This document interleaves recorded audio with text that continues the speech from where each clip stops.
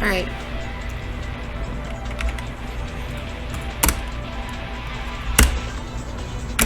I'm playing medium, not do that any longer. Oh, there's no audio in this room. That's how convenient. I didn't have to mute him. Siri bot is here. Oh, awesome. Hold on, I probably don't want my microphone right next where I'm tapping on the keyboard every time. Right. So, I saw someone playing Mario Kart and doing this exact thing, so guess what? I'm here to fucking talk. Knock. What the hell is this button on Twitch? I left Twitch not long ago. I was playing Big Man somewhere else. What the hell is the knock button? Why does this... Oh, now my alternate Twitch player exception opens up. Cool. Oh, wait. I'm not supposed to say that on this platform, right? Can't hurt shareholders.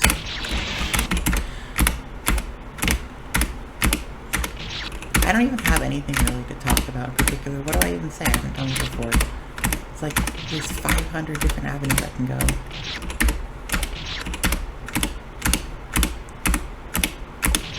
How the fuck did we get here? Also, wait, is this... No, they fixed that. Okay. Maybe there was only a 10 million engagement, but I don't fucking know.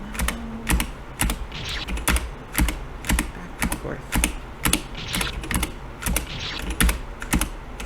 I mean, anyone who's seen me on Discord knows that I am losing my fucking mind. And to be honest, who isn't right now? If you're not losing your mind, I'm worried about you. If you're not losing your mind, you're the problem. I'll put it that way. I'm so sick of the American individualist mentality, the people that are like, oh, well, I've just gotta go to college, I've just gotta go to school, I just gotta go focus on myself, I'm gonna go take a vacation, a spa day for the next 4 years. The idea that you'll just get on the other side of this, that this is just background theater, you are the problem if that's how you think. And I'm not just gonna say you are the problem, I'm gonna tell you why you're the problem.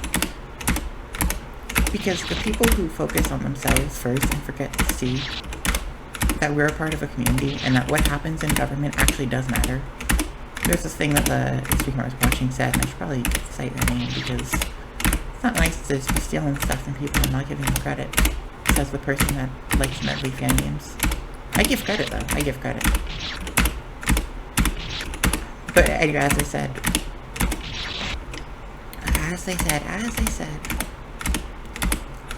you might not do politics, but politics will do you. People are like, oh, I don't want to think about politics. It's too serious for me. I just want to take it easy. See, the thing is though, that sort of apathy, that sort of not caring, is exactly how we get to situations like this, where now everyone cares, but it's too late for them to do something. It wasn't a secret. I mean, Project 2025 was talked about like a year before the election. And somehow you know, there's so many different avenues you can go. My eyes are messing up there for a second. God, I'm just a chronically ill person. I don't want to be doing any of this either. I just wanted to make fan games. And that was pretty much it. I mean, I was always politically aware, but I think until it really affected me. So I can't even preach on a high horse here. I'm not gonna say I'm better than any of you. Hold on, I should probably have my chat pulled up somewhere in case, on the off chance someone actually decides that they care enough about what I say and me to join the stream, so I can answer them. And is that showing up on my? It is. It actually doesn't show the Siri bot message. That's impressive, I guess. I'm surprised they thought about it. I guess. I don't really know. I don't really care. I've now forgotten what I was even saying. Oh, apathy. Yeah. All the people who say, well, politics is making me feel bad, making me feel negative. Okay, because you should be negative right now. Like, right now, you should be at the point of revolution, and that's what it should be. I'm glad to hear there's some protests. I'm glad to hear there's some people doing the 50-50 protests, or 51 because DC. The fact that DC is still not considered a state is fucking absurd. The fact that Puerto Rico isn't considered a state is fucking absurd. The fact that any of these people don't have statehood because they're just listed territories. The Patriot Act, the fact that that is allowed to exist. Seriously, we have these counterintelligence agencies. It was an abuse of power. We should never have been in Afghanistan. I mean, there's so many different things I could say right here. And this is all true under Biden, too. I'm not going to say that, maybe I should have been yelling this then. I had hope then. I completely drank the Kool-Aid on it. Thought, Biden was, or not Biden, Trump was a fluke. People won't do that again. They've learned what that is, and then 2024 comes on, and surprise, Kelbar, guess what? Kamala Harris did not sweep. The Democrats did not sweep. But then, the more I look into it, especially right now, I'm like, fuck the Democrats. They caused this. 2008 happened. The recession happened. George W. Bush's presidency happened. And America was fed up with this neoliberalist, centrist, corporate bullshit. And so what you have a race to see which side, the leftists or the alt-right, which one of them are going to come in and change things. Because people want change. They don't want Biden. Biden was the... they don't want the establishment Democrat. But, I mean, look, people came out en masse for Obama, right? Thinking he was changed. They flipped Florida blue. Is that, nowadays, I don't know. Now, would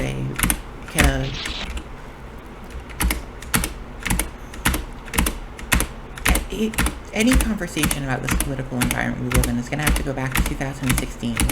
You have to go back to then, because I think that was the key of everything. When Bernie Sanders lost the Democrat primary, it was just over. We were on this path. Nothing after that point could have stopped this. I mean, well, okay, Bernie in 2020 probably could have stopped this. But I don't think that even progressives believe that Bernie was the right option in 2020. I think they were too afraid because of Trump. I still wasn't happy about Bernie, but I didn't complain when Bernie dropped out in 2020. The real problem is, why can't the Democrats be competent? Why can't there be a workers' party? Why do we have alt-right fascists or incompetence? That's the real question. Because what did Biden do? What did Biden do to stop the MAGA movement? And what did Biden do to help people? Nothing. It took 4 fucking years to put together a case against Trump. And Biden had put a Republican on the head of that, did he not? He put a Republican on the head of the Trump impeachment inquiry for Jan 6. And then Congress only ever got the redacted files. I'm pretty sure that is true.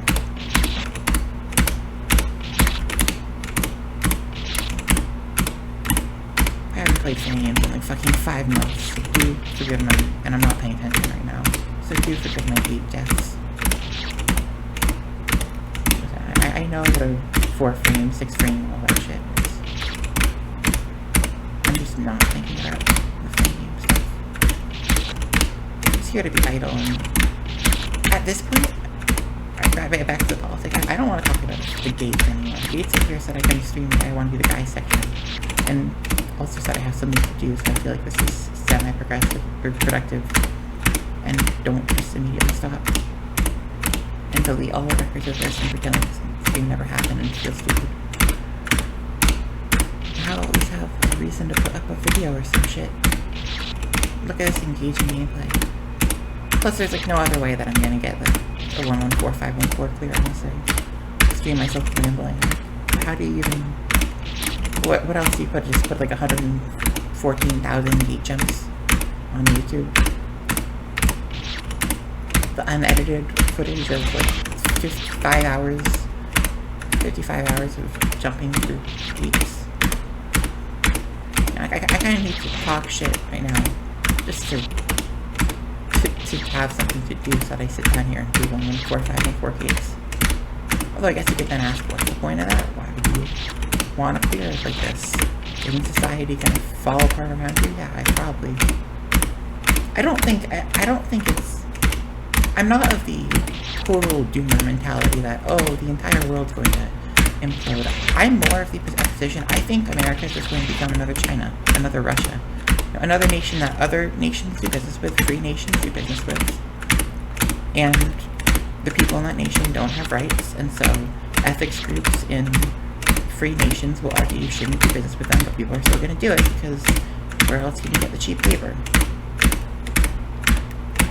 When America called itself a democracy, when America didn't have the SAVE Act coming in that was just going to disenfranchise all women, and, you know, J.D. Vance says, one family, one vote. J.D. Vance doesn't want women voting. It's very clear. He's very clear about the fact that he thinks women should be homemakers and servants. That's what he thinks. And of course, he would define women as anyone assigned female at birth, and he doesn't care about intersex people. You know, honestly, intersex people probably getting thrown in the next death camp.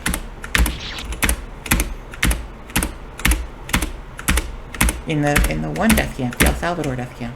They won't tell you that. They won't say it's a death camp, but it is. It is a death camp. I don't believe that Andrew Garcia or any of the prisoners that should be released, I don't believe any of them are alive. I think they went in there and they were killed. Definitely Garcia because he was escaping El Salvador gang violence. But do you really think that there's going to be a second prison in El Salvador? I think the Trump administration and El Salvador just stepped on the acceleration there. We already seem like this doesn't even seem like Nazi Germany. This is the most accelerationist. I don't know if that's a word, but I'm using it. They're putting every single element of awful together. You've got Robert F. Kennedy Jr., fucking Bobby Kennedy. He calls himself Bobby. A man who shouldn't be qualified enough to live on, to have been married. And the fact that he has an ex-wife that he doesn't pay alimony to because of the brainworm defense is horrifying. He had an ex-wife. Does he have kids? I hope he doesn't have kids, but you know what? At this point, I don't know. All these weirdo, breeder fetish men, fascist men, they're the most unqualified people, but they have their positions. And the woman too. The press secretary that's... Who the hell are these people? And you got Dr. Oz and Dr. Phil, two men who, by the way, great example of how the entire nation, and not just the Republicans, allowed this to happen. Dr. Phil and Dr. Oz should have been locked up 10 years ago. The fact that they had talk shows, we need to talk about that. You know, that needs to be a part of this too. It's not just why would Trump nominate Dr. Oz and Dr. Phil to his board. It's why were Dr. Oz and Dr. Phil allowed to have their shows? Why were they allowed? Why were the TV networks allowing that? And why were the TV networks that agreed to put on Dr. Phil's show, which is fucking horrid, and Dr. Oz medical scams? How were those TV stations allowed to do that? There should have been laws in place to prevent this. I mean, Dr. Phil isn't even allowed to practice medicine. He only got to keep his doctor title with the agreement that he never practiced medicine.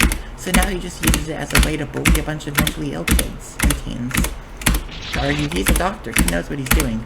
Mind you, he's not legally licensed to qualify, legally licensed to practice medicine. He's legally licensed to hold his doctor title because of a settlement deal he made with the state of whatever the fuck. And this state shit, it's just... When you're dealing with politics in this country, the fact there's 50 different sub-territories, 51 in the mainland and Alaska and Hawaii, and then you got the territories too, and it's just...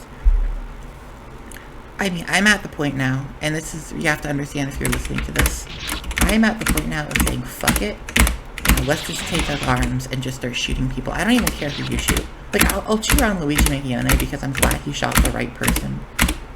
And I'm gonna say this, I'm gonna also... Before I put this on YouTube, I'm backing up every video on my YouTube because I'm certain YouTube has some sort of scanning algorithm and they're going to take this video down. They're going to take my channel down for daring to post it. For saying exactly like that. Yeah, Luigi Maglione. Or, you know what? I don't even know if it's Luigi. Because the police in Pennsylvania, they came in looking to arrest whoever the hell they're sick on. Is it Pennsylvania? I think it was Pennsylvania.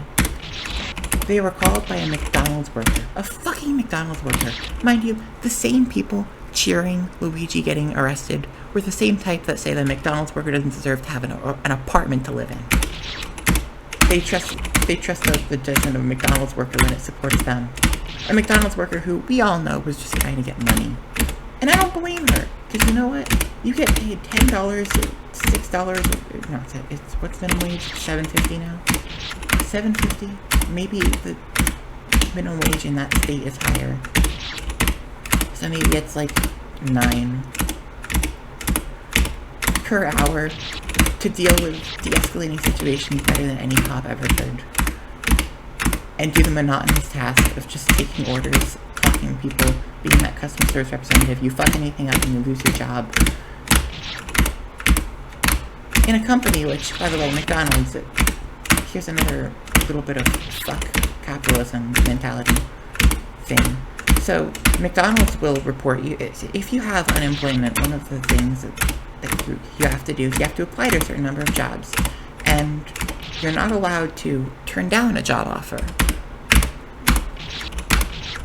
So McDonald's will consistently, if you apply for a position in McDonald's, often they'll just give you a part-time position offer, but if you turn that down, they'll report it. They always report it to the government. Fucking rats. That's what they are.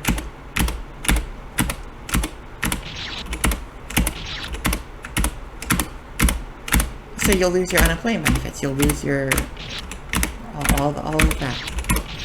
Your income, your ability to get on food stamps in most cases. It's gone because you went in looking for a full-time job and they offered you a part-time. You turned it down, and you didn't consider that. Oh, wait, if I turn this down, they might report me to the welfare office, and then they take away my welfare. When I think about this country that I live in, hold on, I gotta shut up. For a minute. 13:12. Okay. I'm so angry. And I'm angry in so many different ways. Wait, I moved away from the thought of shooting people. I have to say that again, otherwise I seem to establishment. Okay. I gotta make it clear that I'm mentally ill so that everyone else can diminish everything I say so they don't have to face the uncomfortable realities. Okay, I'm glad that Brian Thompson got shot and died. I'm glad that he died. I'm actually glad that he is dead. I know that him dying doesn't actually change anything, and that the adjuster would have gotten just as much done if they'd shot him and not killed him. But I'm glad that Brian Thompson is dead. I'm glad that man is dead. I'm glad that his wife is without a husband. I'm glad that his children don't have a father, because their father was a piece of shit. And I will call them. I've actually, after the shooting, I did call Brian Thompson's wife, and she didn't answer. But I wish I could. I wish I could look her in the eye and say, whatever her name, what was her fucking name? I can't remember what her fucking name was. I knew that when I called her, but be like, Mrs. Thompson, I can't believe I'm calling her Mrs. That's too formal. I'm glad your husband is dead. I'm fucking glad that he is dead. I hope your children know that they're gonna be without their father for Christmas. And I would happily break the news to your children that Dad, Mr. Thompson, your father, Brian Thompson, is a piece of shit. He's killed. He deserved to die, and I'm glad he's died. I look those kids in the eye right there. And this might come as a shock to anyone in the Ionic community if they ever fucking watch this video. So they're never going to watch or listen to my stream, which of course they're not. Because I was pretty chill. I was pretty chill up until recent months. I would look those kids in the eye and I'd say, I'm glad your father died. And that's not me just saying that. I've spent the last several months desensitizing myself to violence. If you think that I'd have an ounce of pity for the kids, the offspring of Brian Thompson, now, I'm not going to say that those kids deserve any punishment. But they also don't deserve their father more than we deserve to have him die.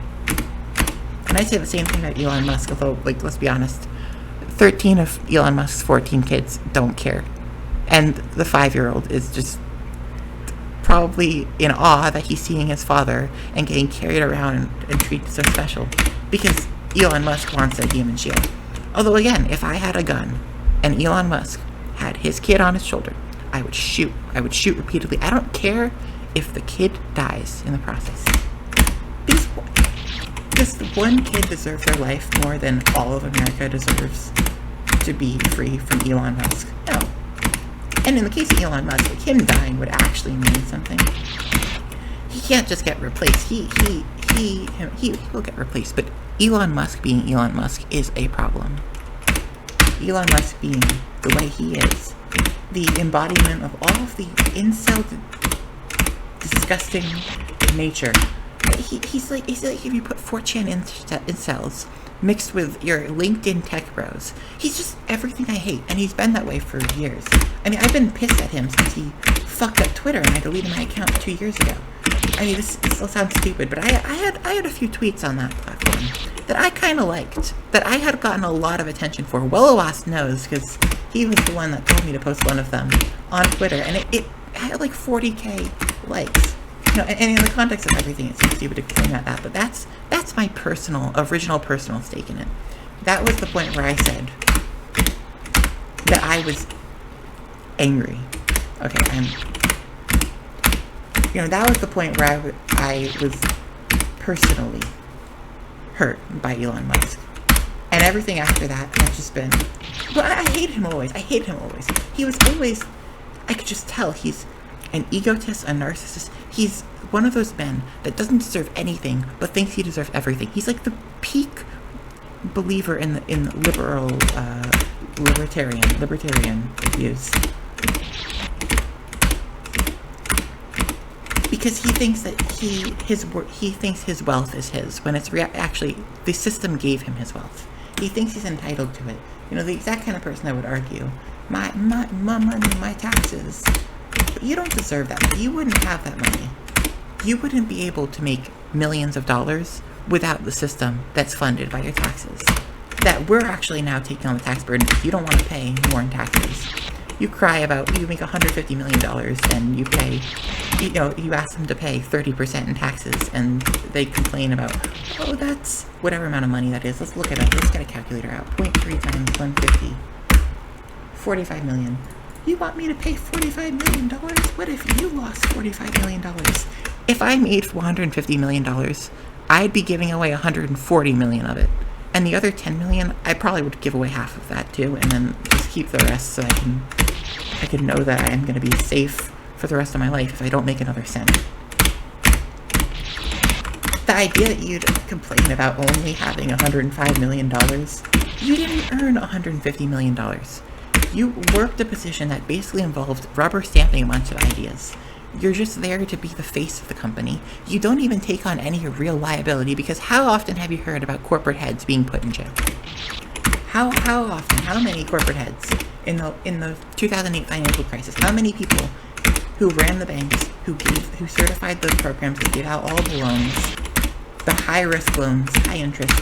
How many people are going to end up in jail because they were the head executive? Because that's really what you pay them for. You pay them because they're supposed to take the fall if the company fucks something up. You know, if the company fucks something up, it's you go to jail. So you're getting paid a high amount of money because your job is to make sure that the company doesn't fuck up, and if it does, then you're the one that pays that price. Except they never put people in jail now for white collar crime, ever. So, what's the point? You go, if you steal money, if you steal $100 from a cash register, or let's say like $1,500 from a cash register, they catch you, you go to jail for 35 years. But if you're ahead of one of these companies and you impart with a bunch of other men, it's many companies that do it. It's not just one guy. But none of them go to jail. Because a financial crisis destroys the lives of hundreds of thousands of people, millions of people, hundreds of millions of people. There's 300 million people in this country. And this latest, the reason that we have Trump is because people are getting fucked over by the economy. Because we never really fixed the 2008 crisis. We just never did. Honestly, though, if people had an increasing minimum wage that increased with inflation, it wouldn't be nearly as bad as it is now.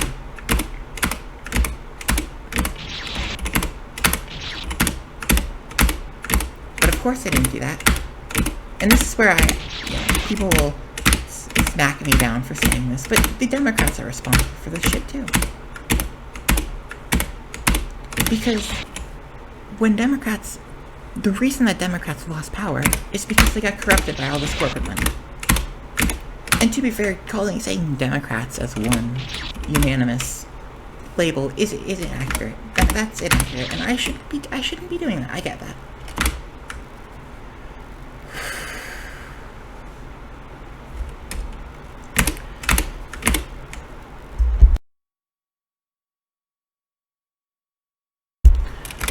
All right, I don't know what to talk about.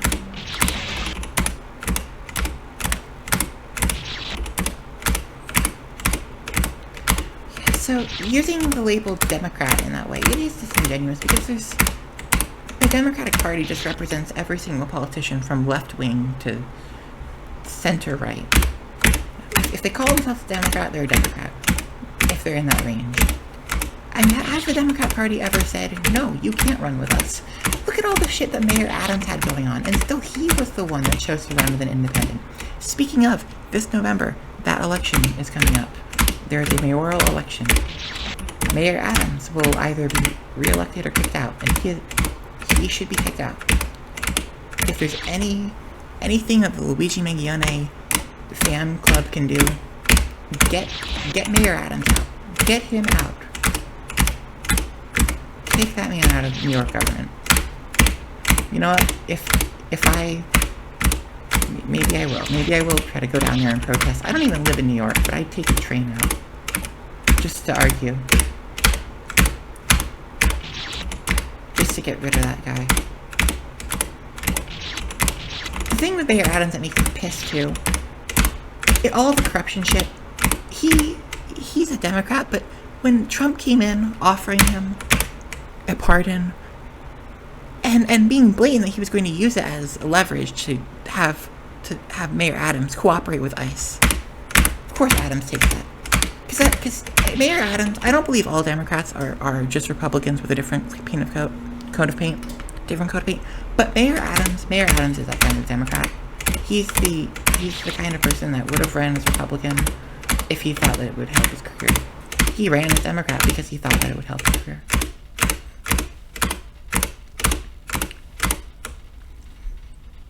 That man. There are so many politicians, so many direct people that I want killed. I'll say it. We've got no one in chat. Of course, we've got no one in chat. No, why would anyone care about me?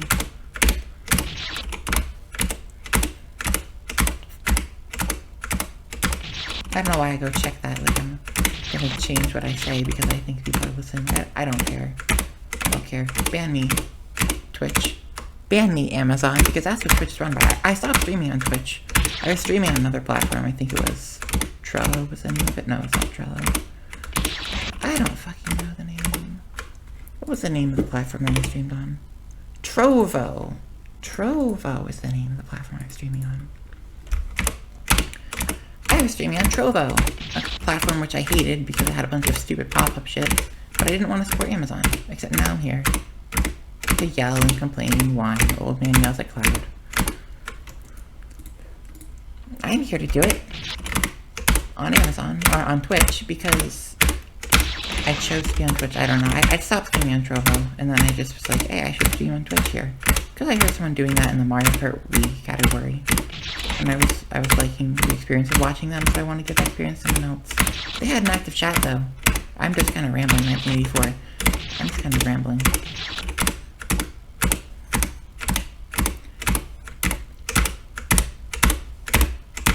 You know, I think the best, at least in the view of anyone coming into chat, the best thing I could do here is just complain about the shit that I'm most angry about.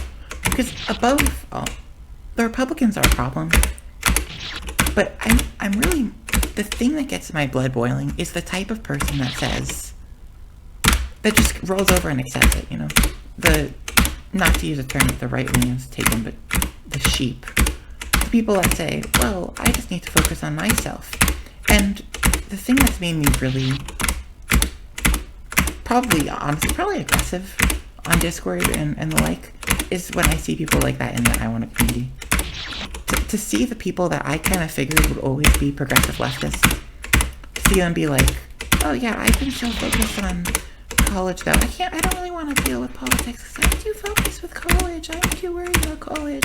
It's getting me stressed out, and then I have to focus on college, but I'm feeling demotivated. You're feeling demotivated because you're looking at the world around you, and you're saying, okay, I better go do my notes for biology seminar.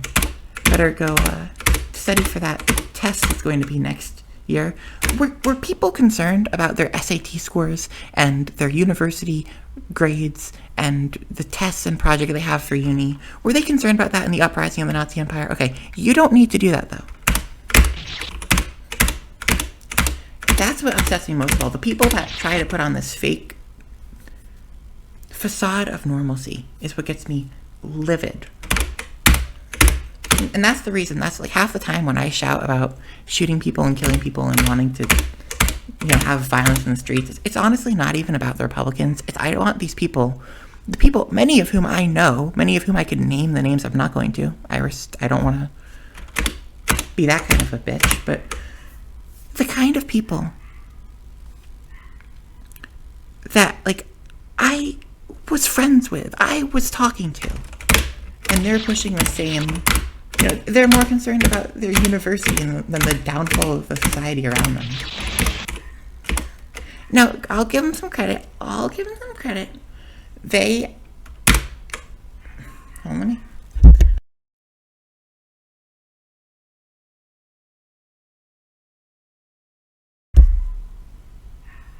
Does this sound okay? Because I'm kind of tired of trying to lower my voice.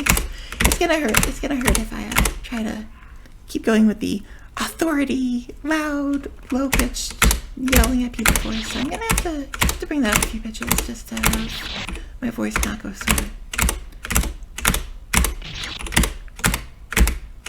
Yeah. Anyways, the type of person that many of whom I know in the community that I should probably check and make sure my voice even sounds decent when I'm doing this. It's gonna end up with a 2-hour video that sounds weird. Yeah, whatever. I hope you get me. I hope my voice sounds okay. I hope this isn't too annoying. I'm not gonna pitch it down anymore. It just hurts if I do that.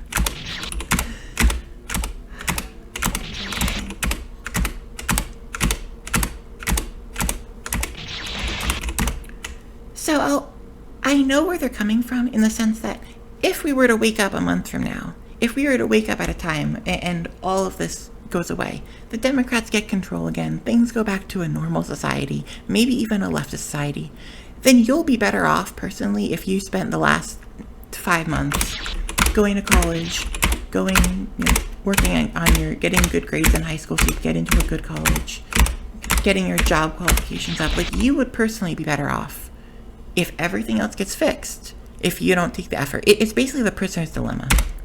It's like that. You're better if you just assume that other people will do the work and you have other people do the hard stuff and you take on the better route. In this case, in the case of the prisoner's dilemma, if you rat on your friend and you assume your friend's going to keep their mouth shut, then you get off with 2 years and they get 10 in prison. It's like that. If you assume that someone else is going to be the one, Kelvar is going to be the one that fixes things. Fellas, I'm not going to be the one that fixes things. I'm not. I'm a mentally ill 20-something-year-old person with no money who probably has ADHD and has no ability to execute something. And by the way, I'm at the point where, if someone else set me up, I definitely could do it. If you gave me a gun and told me where to be, I could shoot JD Vance. Let's be honest, we all know I'm not going to hesitate to do that. But someone else got to set me up with it because I can't handle the whole task of figuring out how to set that up. I mean, I don't know how to track down a politician. God, how did Luigi Mangione, or not Luigi, but the adjuster, how did that guy figure out where Brian Thompson's going to be? That all seems alien to me. I don't know. I haven't even been outside. You know what my name on Discord is? Hikiko Mori Kelvar. You know why? Because I don't go outside. I didn't go outside. And I did that because I assumed, there I am, I'm not perfect. I assumed that we'd the country would be getting better on its own for the last 4 years. So I didn't think, oh God, I better go out and shoot Elon Musk so that he doesn't rig the 2020, or not. I mean, I'm not going to even say rig. I don't know. I'm not going to make any hypotheses about whether the ballots were rigged or whether the voting machines are rigged or whatever. But he bought Twitter and he had a huge marketing campaign in plain sight for Donald Trump. And he in turn got to be the head of Doge, which it is so absurd that it is. I just want to take a moment and bring us back. It's called Doge. It's the fucking Shiba Inu dog. Doge. The Shiba dog or whatever that. Based on the fucking meme from 2006. Okay, I gotta stop swearing else I'm just gonna end up using that as a stand-in for actual meaningful words. I don't want to seem like I have nothing to say or just sprinkle everything with a bunch of expletives and go for shock value. I'm not gonna go for shock value.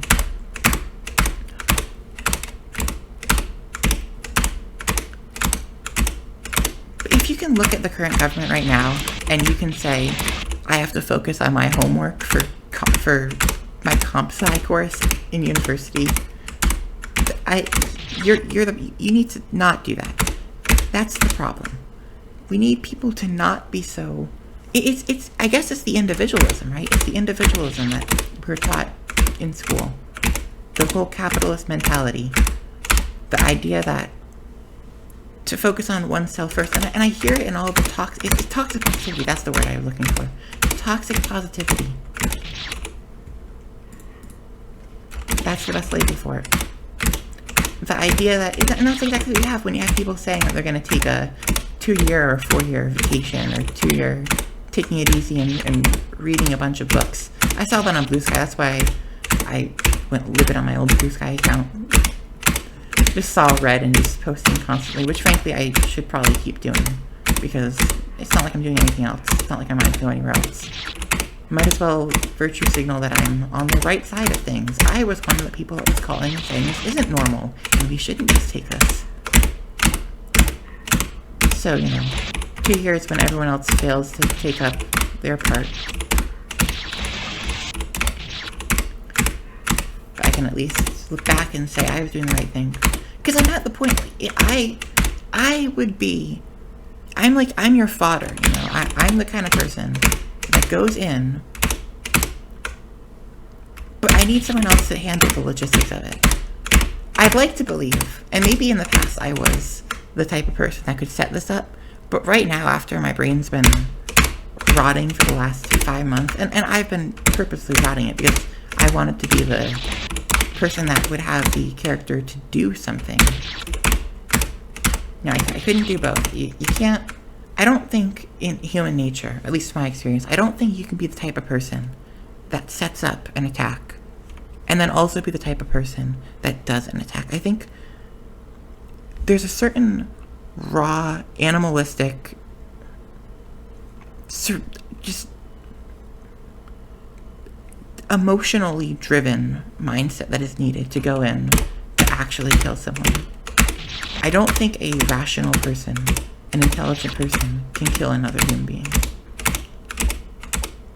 I think, the only way I was going to have done anything is if I were to plan out something and then spend months radicalizing myself to the point of being able to just follow whatever orders I put down beforehand. I don't think I could do both. I don't think I could be the type of person that planned out an attack and then also is the type of person that could take a knife or take a gun and kill someone. Because the old me was definitely more the intelligence-driven, fact-driven, research person.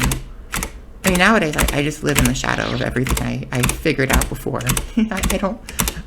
I'm not in the, I guess it's the stress, maybe it's stress that prevents you from being able to think creatively.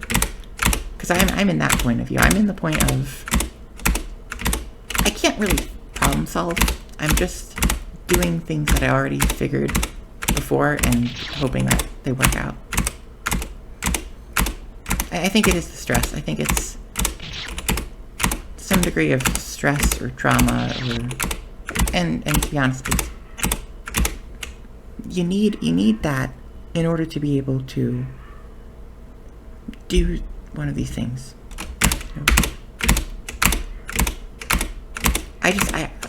The problem was what I saw back in January, let's say February. I didn't see any ringleaders, and I didn't see any, or I saw a whole lot of people that were saying something needs to change.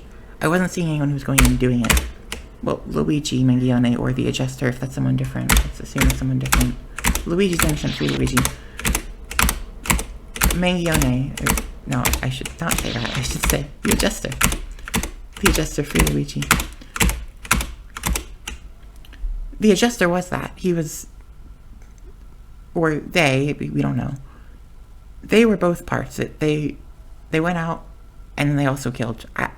I can't speak for other people, but I personally don't have the ability to do both. The version of me in January that wanted to have someone else to send in and have them do something was the type of person that honestly couldn't do either. I thought that version of me probably couldn't plan out an attack. And I say an attack, but let's be clear what I mean. I'm not talking Columbine. I'm not talking mass bombings. I mean, like, Brian Thompson shooting a specific individual, a person of, I call them persons of importance, I think, on Discord when I gap about that. At this point, and I said, I put out on Blue Sky, I said, you know, fan game people or anyone else who wants to step up, here's my email, and I gave my Proton email. Contact me. And I got 2 contacts, and neither of them had any plans. They gave lots of well wishes, but I don't need well wishes. If I needed well wishes, I'd go get one of those ChatGPT setups that people have. And I'd go say, tell me 5 affirmative statements, and outsource my thinking to that like everyone else. That's what people have done. They've outsourced their thinking. But it's not just ChatGPT. ChatGPT is just the latest iteration of that. This can go be my manifesto. I realize I'm speaking my manifesto right now. Holy shit. Do I wait till I get to 114 or 514? I gotta get the last hanging clear of my manifesto. That would be rather poetic. More likely as I get the government reverse figures out where I am, and I just get stormed and taken to Guantanamo. And then they kill me, because that's what happens in Guantanamo. None of those people are alive, I'm certain of it. I'll believe they're alive when they build a second prison that they send people to. I don't know about you. I mean, even as tightly packed as people were, they're filling up space. And as we continue to see more and more, even innocent, now they're going for homegrown criminals. They seem to be just fine taking everyone and putting them in prison. It's kind of weird how in America, when they have prisons, they build new ones. And they release people from them, too. That, too. Listen, if anyone wants to come in and say I'm a doomer, if anyone wants to come in and tell me that I'm wrong, you have the chat. I have the chat open on the right. I see 0 messages right now. But I don't have anyone blocked or banned. If you want to come in, and my only viewer left, if you want to come in and tell me that I'm wrong, I'm wrong. Say it. Say I'm wrong.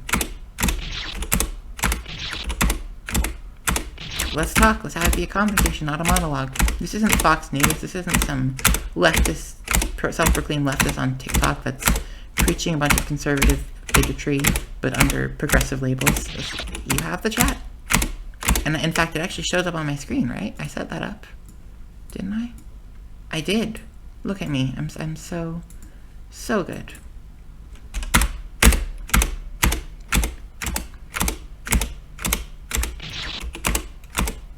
I'm so good.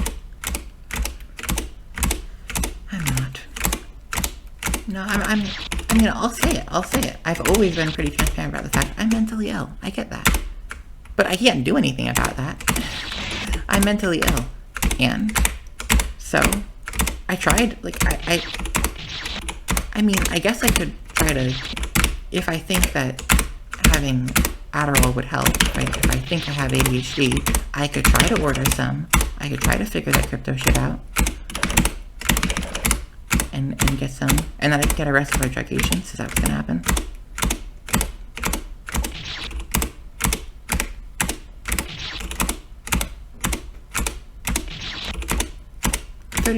37 minutes, and I'm still hopping back and forth and doing gates.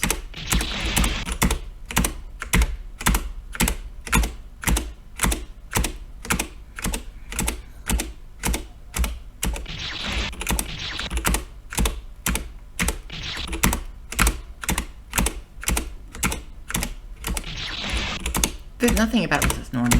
On the off chance that anyone in IWC wants to go complain about the fact that I'm preaching terrorism or report me, want to report me to Twitch?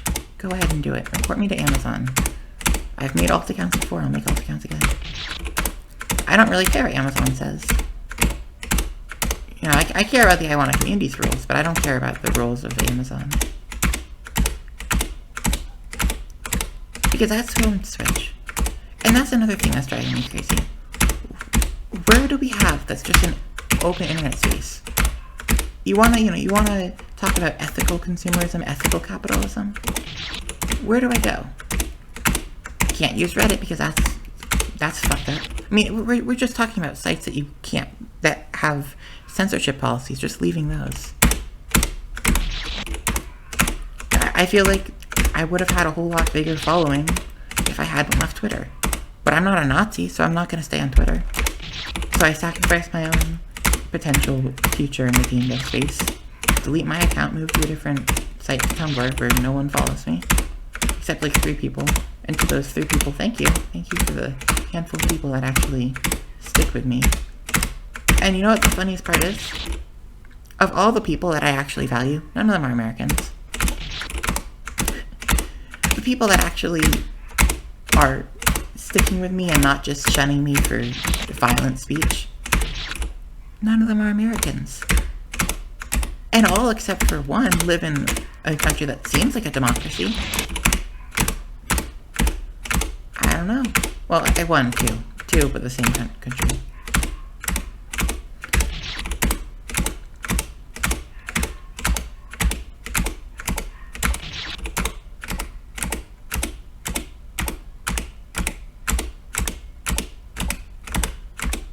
See, the difference between me and that Mario Kart streamer was the Mario Kart streamer was playing an inherently more interesting game. I actually don't know how they did it, how they played as decently as they did, and also just spitting true facts out.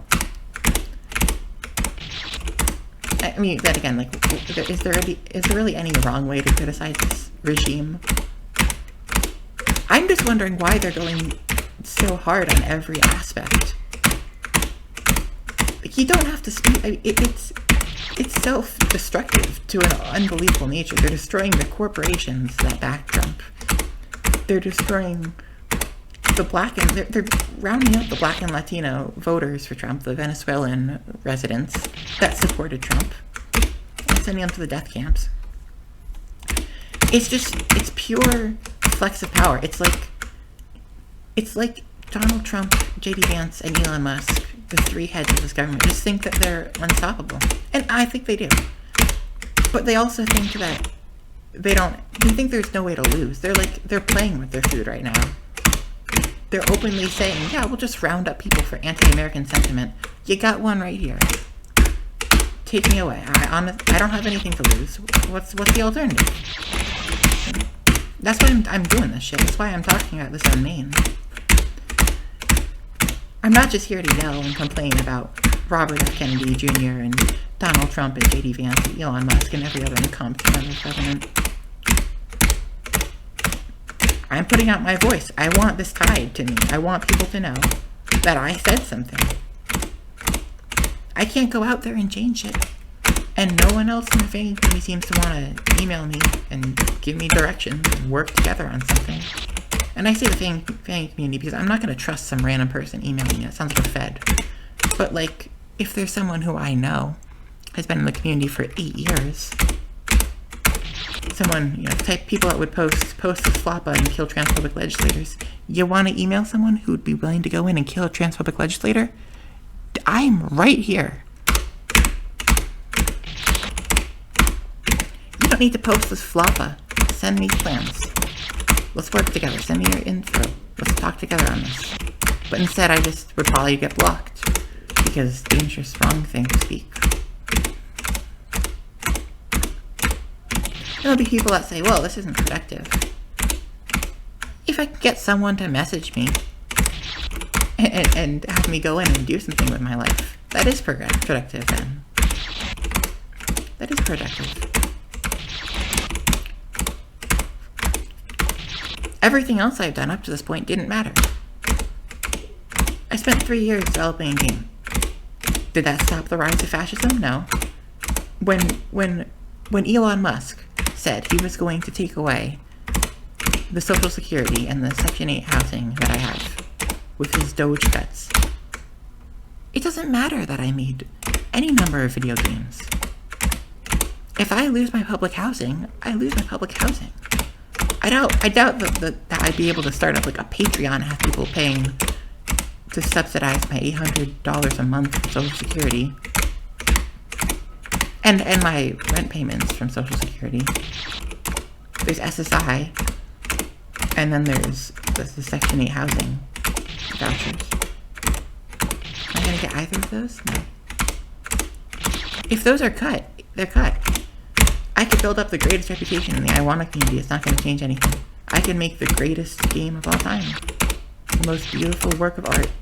Something that's like unique, you know, that everyone hears about. But if Doge cuts my money, I doubt, unless I can go on the news and be like, I'm the maker of Yume Nikki, save me, you know, and have that actually do something. But what does it matter? Because Donald Trump or Elon Musk are just going to do whatever the hell they want.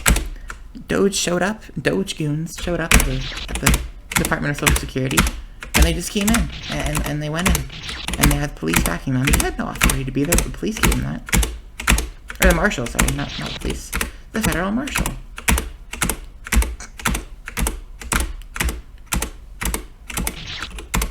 Listen, I want to speak to the people that had the mentality that I had, like, 5 months ago.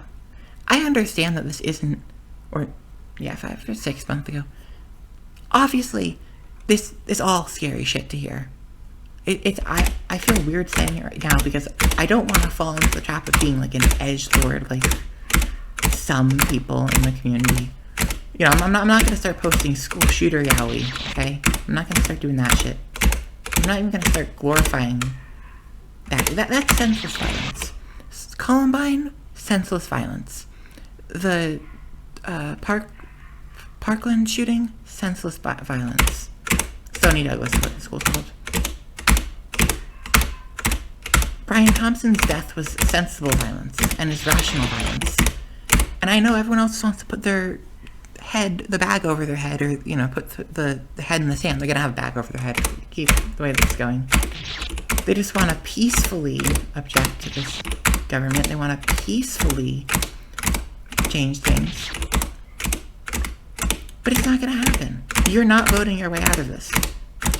You are not voting your way out of fascism. Look, Republicans just stole a Supreme Court. It was a Supreme Court seat, right? It was a Congress seat in Congress in North Carolina.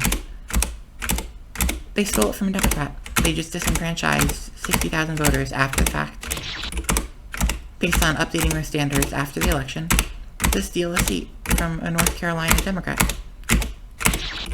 If let's say the most progressive, most beautiful option, AOC with her fighting oligarchy tour, which I support, and I listened to that last night. It was beautiful. So AOC, let's say AOC wins the election, and we have everything else as it is in place right now, remaining in place. And then the Democrats say, no, she didn't, and they declare her candidacy. They declare her unfit for presidency, and then Trump wins his third term. That's what's going to happen. Now, they might go back on that if, like, we surround the White House and threaten to and break in maybe and demand that they uphold our democracy. But unless people are willing to do that, and then that would be violence. Every government in the world is based on the fundamental kill switch that if enough people get riled up enough about how things are working, they decide to go in and take over their government from their leaders, it happens. A monarchy can fall that way, French Revolution. A democracy can fall that way. Look at all the military uprisings that the U.S. backed. Well, that's a little different when you have the military involved, but look at all the democratically elected socialists that the United States destroyed abroad. Right? Any government could fall that way. This government could fall. I mean, right now, if we got... people talk about Jan 6, the Jan 6 insurrection. And the way the media talks about it, they're like, oh, they're destroying our sacred institutions. But I've only ever seen it one way. I've only ever seen it. Why aren't we doing that? When the 2008 recession happened, why wasn't this the response to inadequacy of government? Why wasn't this the response when Bernie Sanders was robbed was dismissed by the DNC? Yes, I am saying that even when there are established systems that work according to plan, if the people are getting fucked over, we have a right, we have a fundamental right, because it's given to us by our circumstance. We don't need permission from the government to overthrow it. And I wouldn't be even overthrowing the government, it would just be scaring the DNC into putting Bernie up so we could have Bernie go up against Trump in 2016 and never have any of this shit.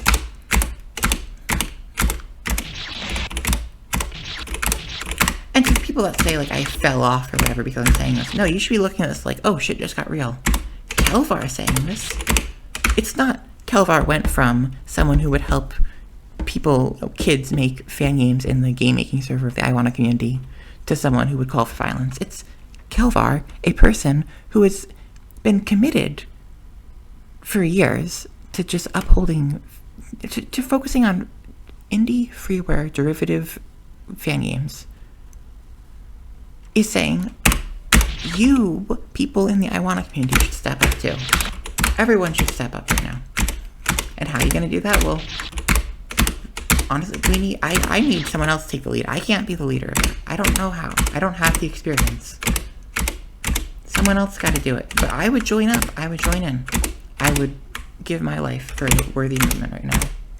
Because what's the alternative? Sitting around and continuing to watch J.D. Vance and Donald Trump propose legislation to personally steal all your money. They're going to take all the gold from Fort Knox and they're going to use it to fund the creation of civilian monitoring drones. I mean, I could go right now. I could go today and I could just go out suicide by cop. But what's the point of that? I'd rather use my life in a meaningful way. I could suicide myself. I don't need a cop permission. Well, I might not be able to get a gun on my own because of the fucking pain. I live in a blue state. First time I've actually regretted living in a blue state. But I live in a blue state. So, in order to get a gun, you gotta get like 15 different forms and fill them out. And it's not just like, certify you're not gonna kill yourself or someone else. It's actually background checks, passports, ID verification.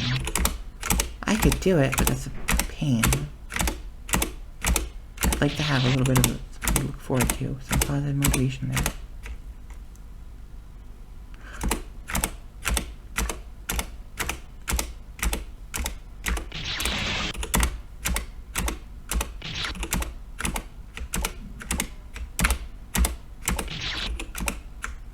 I'm gonna stop here. I have nothing more to say. Unless someone else is gonna come in and comment. I'm not gonna stop yet. I got viewers, so I can't stop yet. Is it weird that I called it out? I probably shouldn't.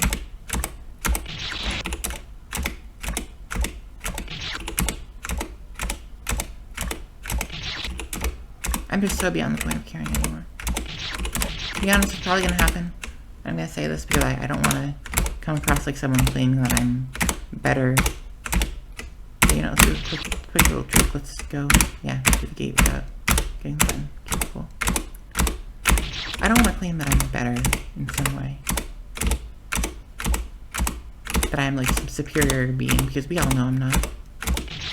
I'm not going to claim that I'm some supreme intelligence valued person that should be trusted with anything. I'm probably going to finish the stream when I do and make a meal in the microwave, and then go to sleep. And then I wake up the next day and maybe continue ranting. Because I don't have any direction. I don't have any idea what we do. I'm kind of calling on the people. I mean, what I really want, what I want more than anything, is I want the people that are trying to pretend like this is normal, that anything here is okay in America. I want them to wake up, so this is my way of making them wake up. Streaming in their category, doing the gate jumps, 114514.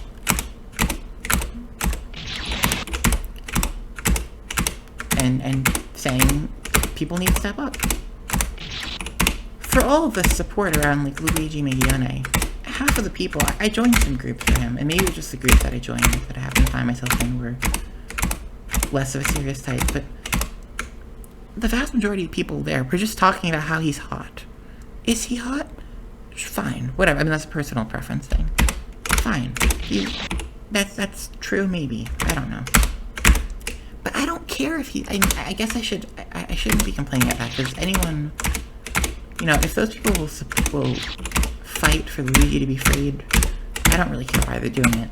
I wish there was more... I wish I had found some spaces and had more voices to talk to that were of the point of praising and calling for more instances of people like Luigi. And now, like, you can point out comedian says more Luigis, you know, public speaker, whatever. I'm like, sure, I'm the 10,000th person to be like, we need more Luigis, and then not do anything. I don't know. For my part, I've been, as I said, I've pretty much broken down the entire past mindset that I had towards life. You know, I've in part tried to just traumatize myself, to desensitize myself to violence. I think I've done that pretty well. It just happens that the internet is a pretty good resource for that too. You can find all sorts of things on sites like watchpeopledie.tv, which is really great if you need. And yeah, like my reaction to seeing the first many videos of people dying, you kind of need to, at least if you're like a sympathetic person like I was, you need to see some videos of people dying. I think if I were to like struck J.D. Vance in the throat and then he made those kind of noises, I don't know if I'd be able to go in for a second or third jab without the desensitization. Now I probably could, but now everything I think about is violence and politics. I don't have the ability to think rationally anymore. Cool. I'm so glad that I managed to go the route of I get to be fan game drama put on the iceberg. Like the 15th person.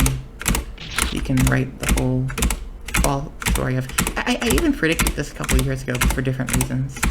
No, I predicted it like a couple months ago, and for this exact reason, but I just thought things would go a little differently.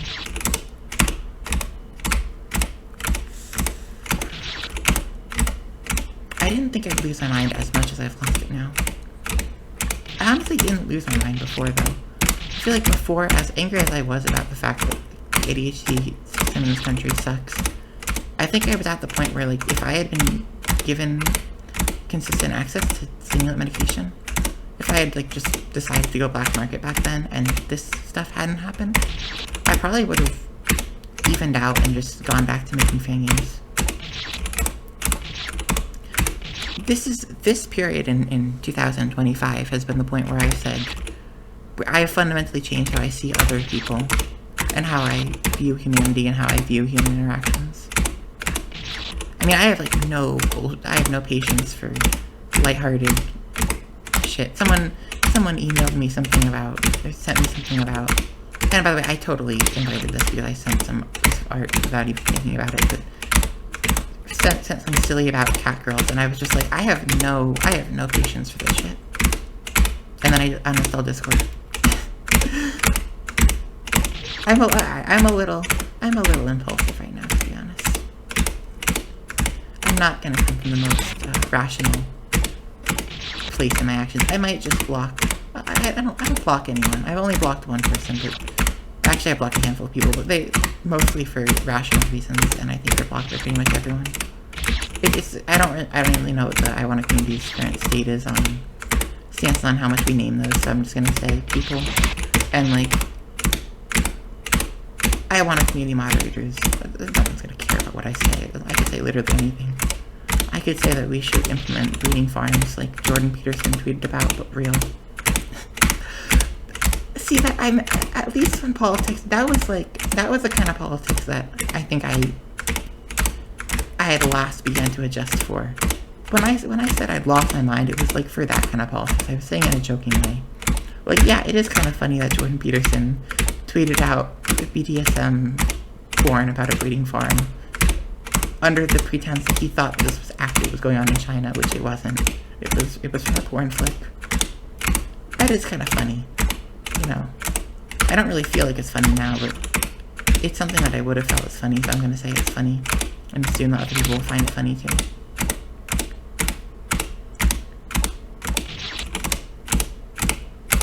I think the best outcome for me is somehow this country puts in place better welfare systems. I get a way to have my own address so I can black market crypto, Adderall to my house, and then I become like Ted Kaczynski but without the bonds and on the internet. I don't really see a future for myself in which I'm interacting with people. I frankly don't think I'm pleasant to interact with one-on-one, and I don't enjoy interacting with people one-on-one. I did enjoy interacting with people one-on-one. I think I had a lot of people that I liked and I wanted the positive attention and positive interactions with, but at this point it's really hard for me to not just I feel like I'm interacting with a bunch of like I feel like I'm just yelling, "You fools! Kill the Chris too." No, you fool!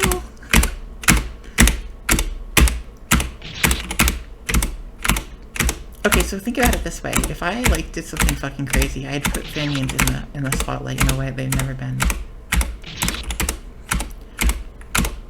Imagine you being the killer of JD Vance or Elon Musk or whoever. The killer of JD Vance, Elon Musk, and I just yell 254 at the cameras as I'm being escorted into jail. We'll be a Know Your Meme page at 254. Wikipedia page about the Iwana community.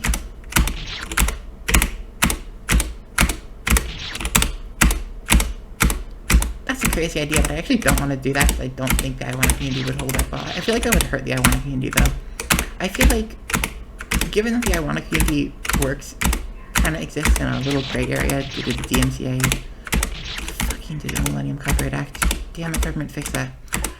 See, I get into politics in a rational world. I'd be willing to get into politics and just legislate on that issue. Just push for copyright reform so that every non-profit work is exempted from copyright law. Not that piracy is legal, but just that they're exempted from intellectual property laws. I think that would be the best outcome of my life if things went differently in 2016, was that I just legislate for that. And I could post that victory to the Iwana community. Be like, look, Iwana community. Senator Kelvar, Representative Kelvar pushes DMCA bill. It passes the Senate. New DMCA that exempts all non-profit works. And then we can see, Nintendo be like, I don't care, I'm gonna DMCA anyway, but at least they'd be guaranteed to lose.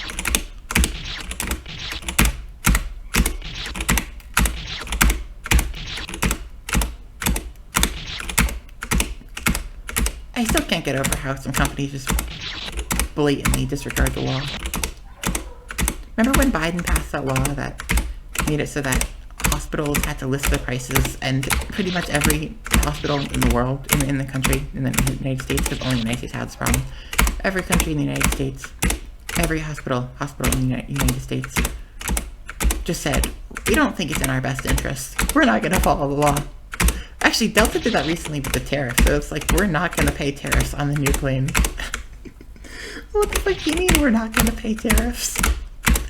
You can't just be like, we're not going to follow the law. That isn't how this works. I guess it is so if the law never gets enforced against these companies. Unless Trump takes that as a personal insult, or Elon Musk decides that he doesn't like air travel for whatever reason. Nothing's going to happen to them, so they can just be like, I'm not paying the tariffs. We don't have to do anything if the government just doesn't make us. It's just the government has systems to make individual, citizens follow the law, with police that are paid per case. And at the federal level, they just don't take up cases. And that's one of the things where I say Biden was a horrible choice and the Democrats never should have gone with him. These hospitals say we're not going to follow the law. At this point, you don't need to even change the law or the way that government works for Biden to refer that to the Department of Justice, the DOJ, for Biden to say, you have to follow the law. You can't just ignore the law, and prosecute those companies and force them to pay huge fines. Biden could have done that, but he didn't. Because he's just the embodiment of everything wrong with neoliberalism. He has this desire to be everyone's buddy. He was supposed to reach across both sides of the aisle, but then of course, Mitch McConnell said, no, don't sign anything that Biden puts forward. Don't support anything Biden puts forward. You know when else Mitch McConnell said that? During Obama's presidency. Democrats, you gotta stop trying to do this bipartisan shit. It only ever helps your enemy, because your enemy never reciprocates that. Democrats are basically in an abusive relationship, but they're putting all of us through the abusive relationship too. We're the kids. They're the abused spouse that keeps trying to make deals with the abuser. And it never works out. And the abuser just laughs in their face every time when the abused asks for a little bit back. And I have sympathy for the Democrats, except they're completely fine. The abuse is only ever us. We take on the abuse. It's like parent one says, please don't just take all my child's allowance money and please don't drain my child's savings to go gambling. And parent two laughs and spits in parent one's face and takes the savings and goes gambling. And parent one is like, if I get the kids to come together and if we all stand behind me, we can get through to them. We can fix them. You can't fix them. You can't fix them. And I'm tired of this shit. But I also don't have the power, unless I run for Congress.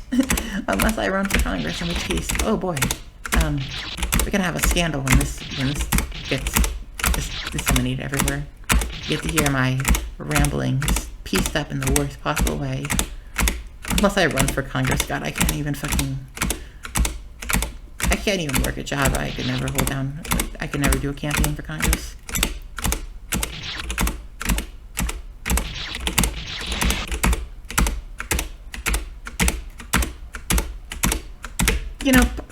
Part of my anger at this whole system is that I know I'm incompetent, but the enemies, the Republicans here, are more incompetent, and yet they have more power. It doesn't feel right to me. I'm stupid. I'm incompetent. I'm incapable. As the current head of Doge would say, I'm the R-slur.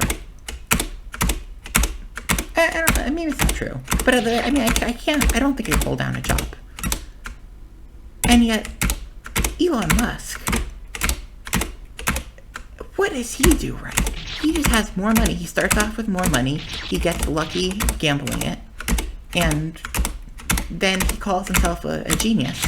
And plenty of people get behind him to call him a genius too. It's pretty much only that he got $200,000 from his parents. Because his parents owned a slave emerald mine. And I get to live under public funding, which gets cut by Elon Musk under the guise of removing waste, because I'm a waste to him. I am probably more intelligent and probably more capable than Elon Musk, but because I don't have my parents giving me $200,000 from their slave emerald mine, I'm a waste and he's a genius.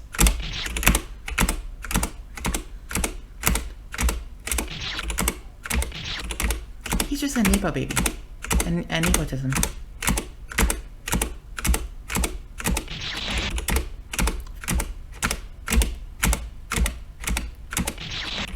Honestly, I don't think anyone could make a more unappealing cast of leaders than we have here, the top 3 people in our government. You have Donald Trump, who's, by all means, he's an old guy who's in his sundown phase. his face was sagging during the election. Honestly, he's probably huffing Adderall. He's probably huffing the same drug I want, except just to keep him somewhat alert and awake. I mean, you saw that leaning tower of fascism thing when he met the governor of California on the tarmac. He was just like leaning forward the whole time. He was about to fall over. He could have pushed him over. Like the governor of California probably would have led to civil war, but probably just with one finger pushed this guy over like a bowling pin. Boop, the other way. And then he goes back. And he'd fall. And I don't think he'd be able to catch himself. I don't even think he'd know what was happening until he landed on the ground. Then you have J.D. Vance. Frankly, I want to say I feel bad for J.D. Vance's wife, but his wife was going to go on that mission to Greenland, so I lost all my sympathy for her. But this motherfucker says, oh, my wife, well, she isn't white, but she takes good care of my kids. That is your wife. You've sworn. I don't even like marriage. Notably down in 2015. Put that down in 2015, and old fan gamers remember.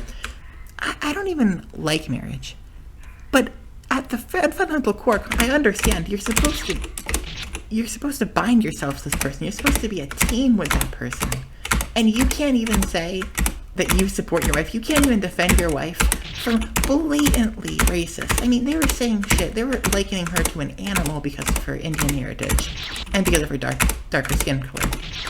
She's your wife, J.D. Vance. Listen, I know you're trying to appeal to the fascists, but if you sell your wife's dignity, what does that say about you? This is the do conservative men, straight men even like women question. Do you actually like your wife? You have 2 kids with her.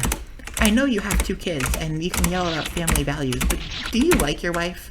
If someone slapped your wife, would you be upset that your wife was slapped, or would you be upset that they slapped your wife?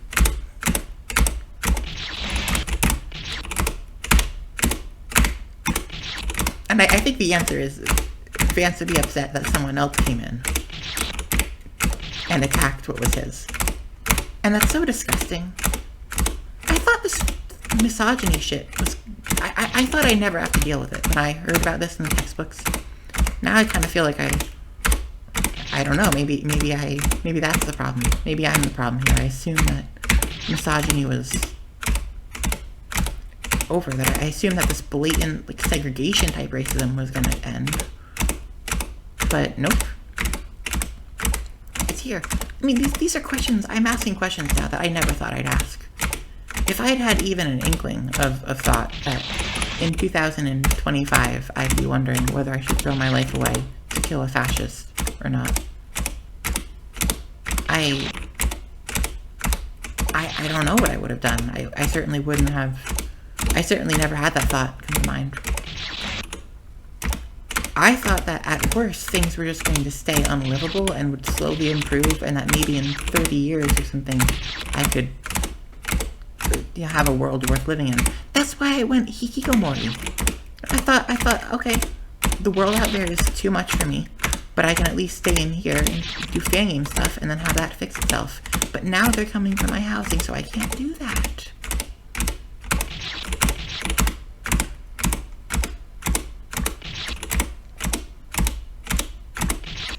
I've just been yelling at the void for hours across the last couple months on Discord. Now I'm going to yell into the void for hours on Twitch. Have they banned me yet? Come on, Amazon. I said Mangione. How am I not been banned? Oh my god, I think I'm still up. What the fuck? How am I still up here? How am I still not banned? I just repeatedly talked about violence. Come on. I'm gonna keep doing it till no, I'm not gonna keep doing it. I don't want to say it. Please don't report me out of a desire to help. You're not gonna help. I'll just make another account later, and it's more work for me, and I don't want to do that. I can stop right here without the need to report me.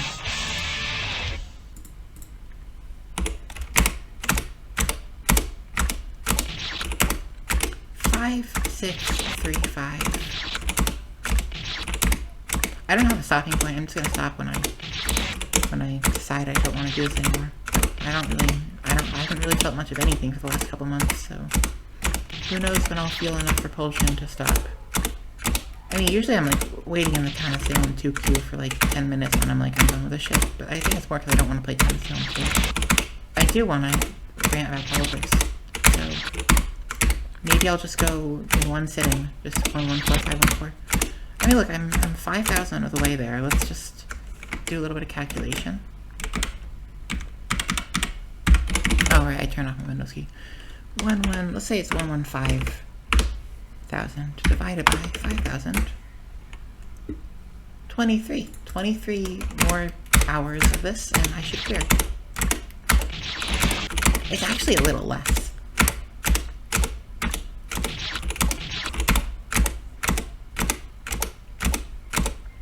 And then I back up everything on my YouTube channel, and I put this up there, and I make my own video. It's a beautiful idea.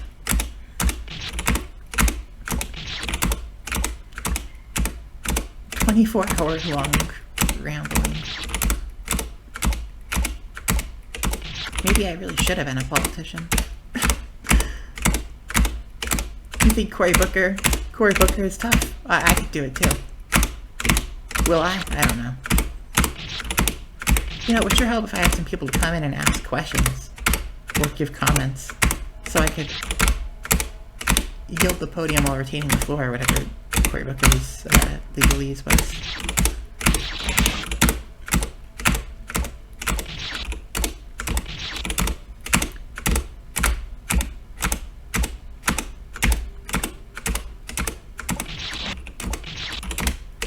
I will say, I wish the Democrats talking about the before time, which isn't relevant anymore, I wish the Democrats would have,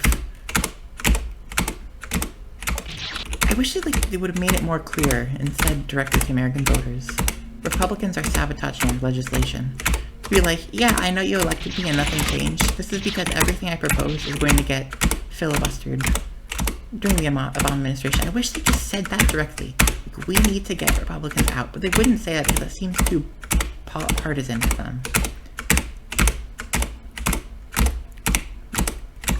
Or maybe they just can't see beyond their own career. I think for some of them it might be that.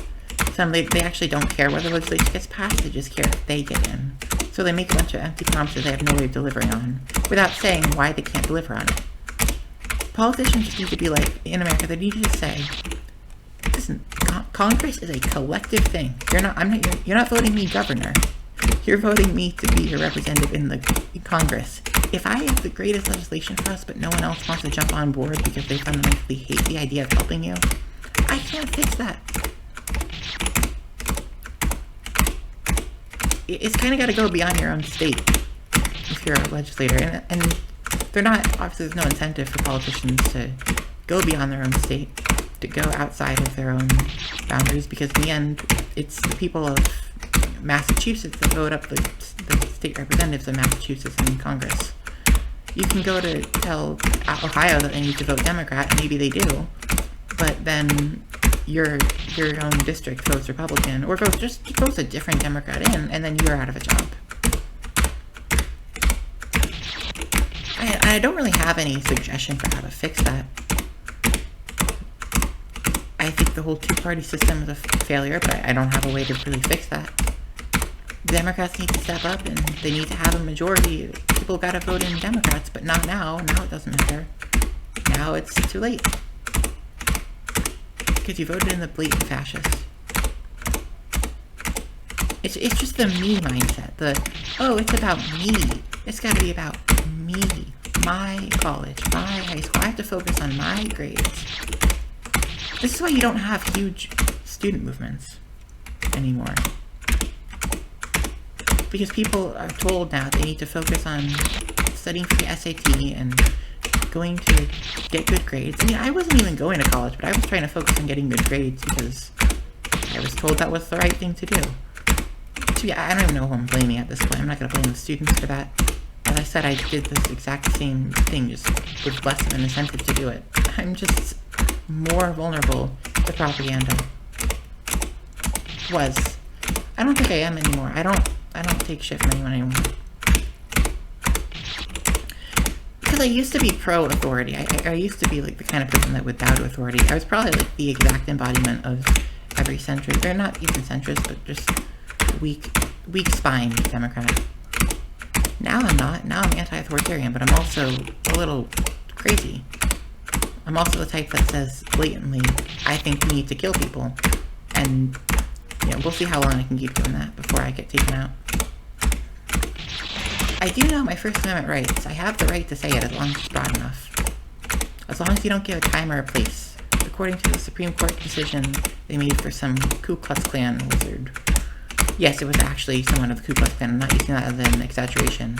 The KKK was a very prominent organization in America at the time.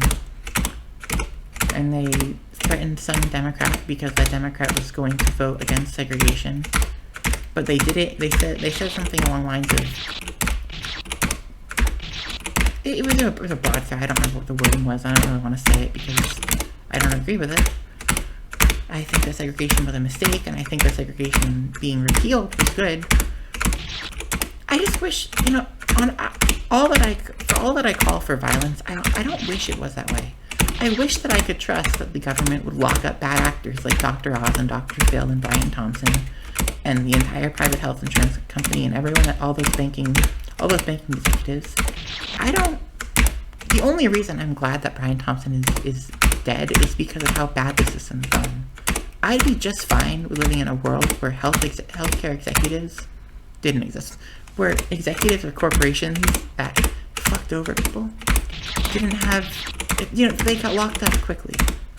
Where when Adobe said, fuck you, we're disabling your license, the response would be actually meaningful government response, actual meaningful government fines. Not like you fuck people up for $5 million and then you get fined. It's more like you fuck people up, make $500 million doing it, and then get fined $15 million. Like, I mean, there's so many random examples, you just list them off endlessly, and I don't have random space in my brain, so I only know a couple of abstract ones, but like, Bank of America. They used to do it where if you overdrafted on a day, they would structure your fees from most expensive, your withdrawals from most expensive to least expensive. So if you had $15 in your account and you bought a $5 item, another $5 item, and then a $20 item, in that order, because you only overdraft once, and you're expecting to then be in the negative 30, you would have spent $35 because you have the $30 of payments plus the $5 overdraft fee on your last payment, but you actually spend $45 because they put the $20 first and the next two $5 payments after. Also, it's criminal in this country that anyone working is overdrafting.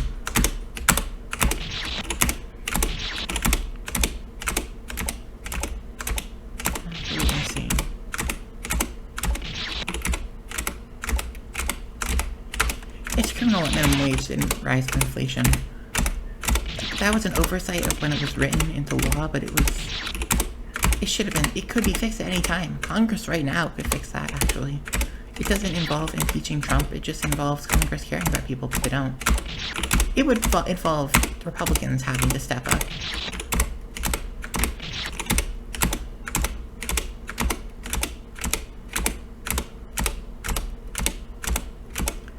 But it's so much more than a partisan issue. It really is.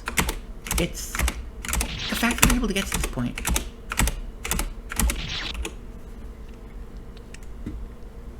Because if the Republicans were definitively bad and the Democrats were definitively good, people would not vote for the Republicans.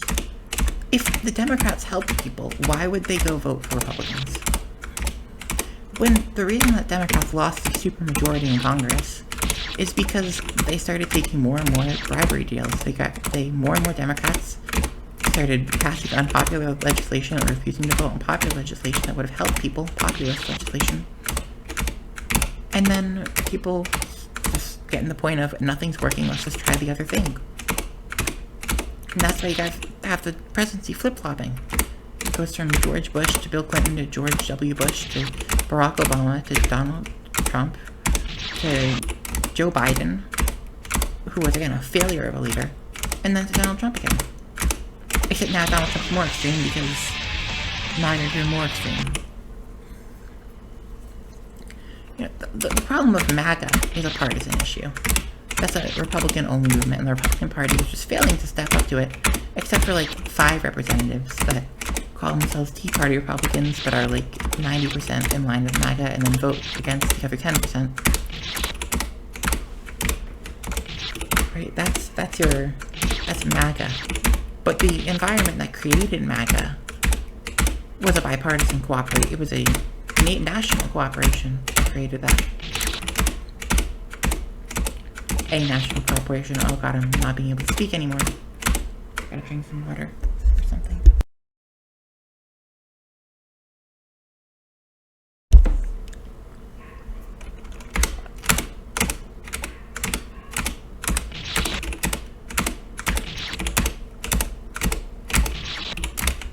Trump got his fame from reality TV shows.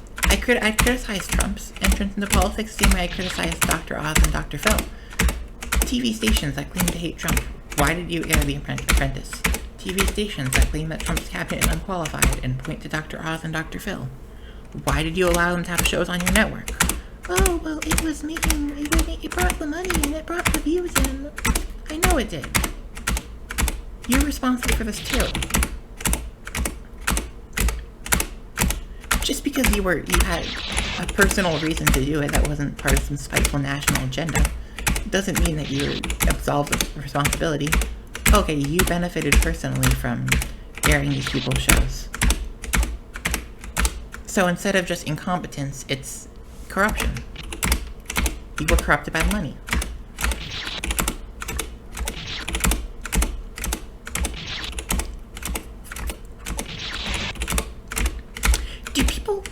I mean, even now, is the media actually saying how awful a person Dr. Phil and Dr. Oz are? I feel like everyone, those are the kind of figures that you either hated them or you didn't really know about them.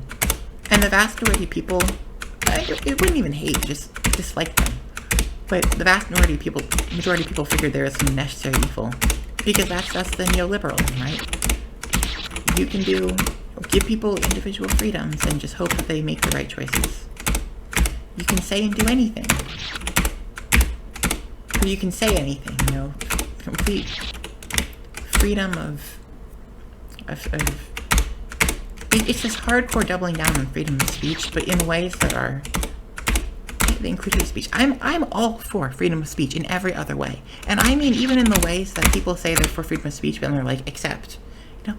Like, I'm for freedom of speech, all types of fiction. When someone, the kind of shit that someone on TikTok in their car calls problematic, or whatever the fuck, I'm for that too. Keep that in. If someone made a fan game that was just filled with fucking lolly and shada hentai, I'm not gonna say we should ban it. I'm not going to say, this should be illegal, it upsets me, it's wrong, it's evil. Okay? And the reason I'm not going to say that is because I don't want censorship of art. But when we talk about hate speech, it's not pictures of Nazis. That's not hate speech. Hate speech is calling for the shit that, Project 2025. Hate speech is the Heritage Foundation. Hate speech is the preachers and the people that hold up the anti-gay signs but just want someone to hit them over the head with a baseball bat so that they can sue for injury and get a huge settlement. All of that is hate speech. A fictitious setting in which Nazism is mainstream is not hate speech. And in fact, I think it's kind of important. Dystopian novels are healthy for if you want to have open communication. That's what art should be about. Art should be about communicating ideas. And I'm thinking recently I heard about a book called Daddy's Little Toy, in which this was in Australia, so it's a different law system. US laws don't apply, obviously. But the creator of this book, and it's a written word book, not like a manga comic book thing. The creator of this book was arrested, and they treated the book, Daddy's Little Toy, as child pornography. That is so deeply disturbing. It's just complete idea censorship. I've never seen a violation of the concept of free speech as blatant as that. And I'm saying this here because I want to make it clear I am pro art. As much as I hate people right now and I hate humanity, I will defend art.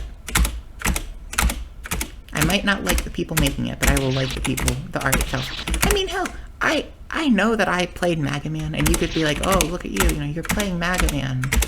You spread the ideas, you didn't take this seriously or whatever. Mega Man as a game is a completely separate topic from Yo Sniper as a person. I never support Yo Sniper's views. Never supported Yo Sniper's views. I think Mega Man and all of these works, even the Simpsons porn comics that got the one UK person thrown in jail. It's all a litmus test. It's like your canary in the coal mine. Can you criticize public officials? Can you show yourself shooting public officials? Because that's like what the Kennedy assassination game, that's what that means to me. That's what Super Columban RPG means to me. Because when you start legislating speech for being violent is where you take a step into fascism. And the only way to take that step back to get off that state is to undo that law. And it's really hard to get done. And it's the same reason that I, as a person who really doesn't actually care about how much porn is available on the internet, am still very distressed when there's ID verification bills for pornography. Like, I really don't care whether I can personally get on Pornhub, but I do care whether Pornhub's allowed to operate in the US, because if the US government has the ability to regulate Pornhub, what's next? DIY HRT is probably going to be next. It's not even a hypothetical. I mean, the conservatives, we have Project 2025, we know what's written in there. They view transgender people as inherently sexual and inherently perverted, and they use the term degenerate, which I think is basically a slur.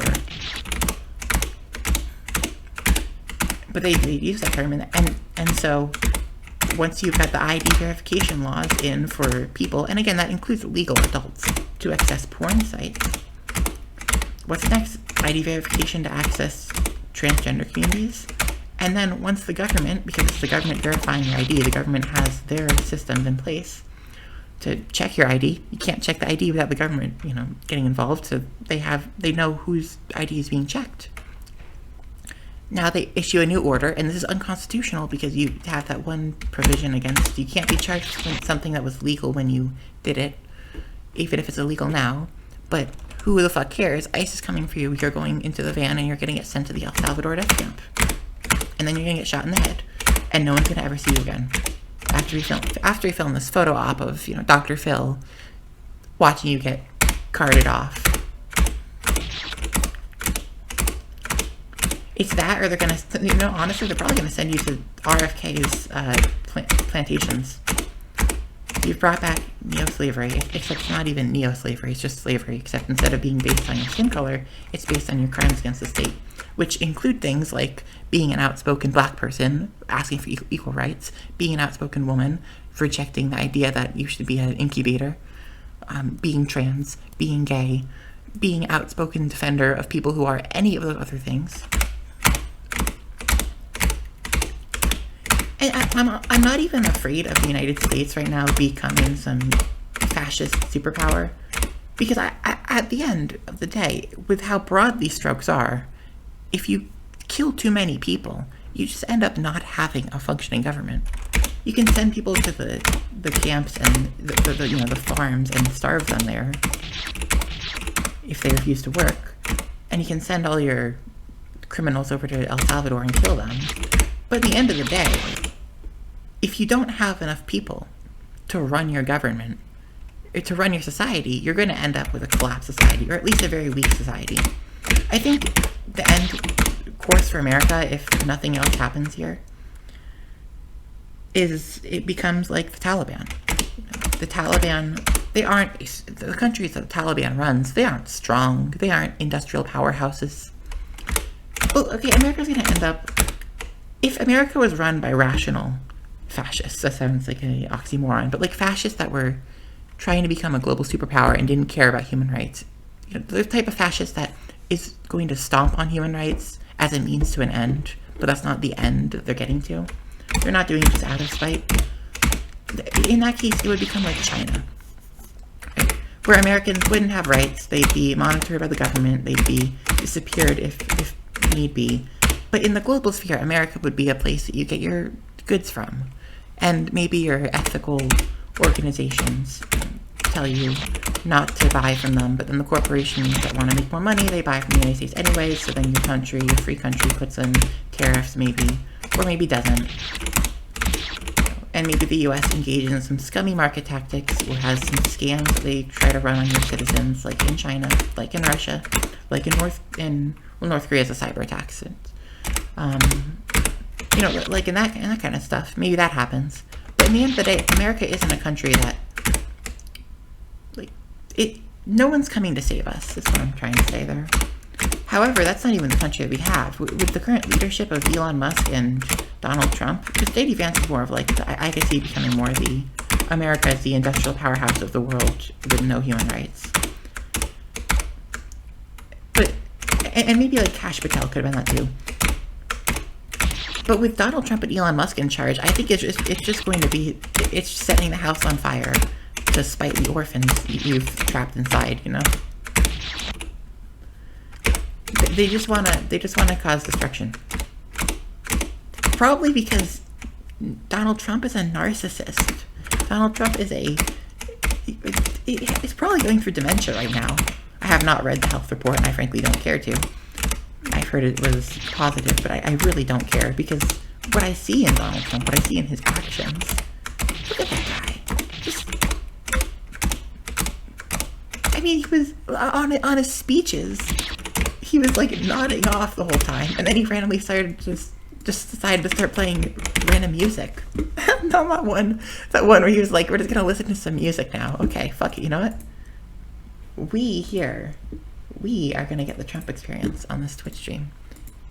Why are you not letting me open up YouTube? What the fuck do you mean I can't open up YouTube? What the fuck? Libre Wolf, open up YouTube. Why is that not opening? I'm gonna do it on tour. I hope I don't lose my connection here. I want to play YMCA. What the fuck?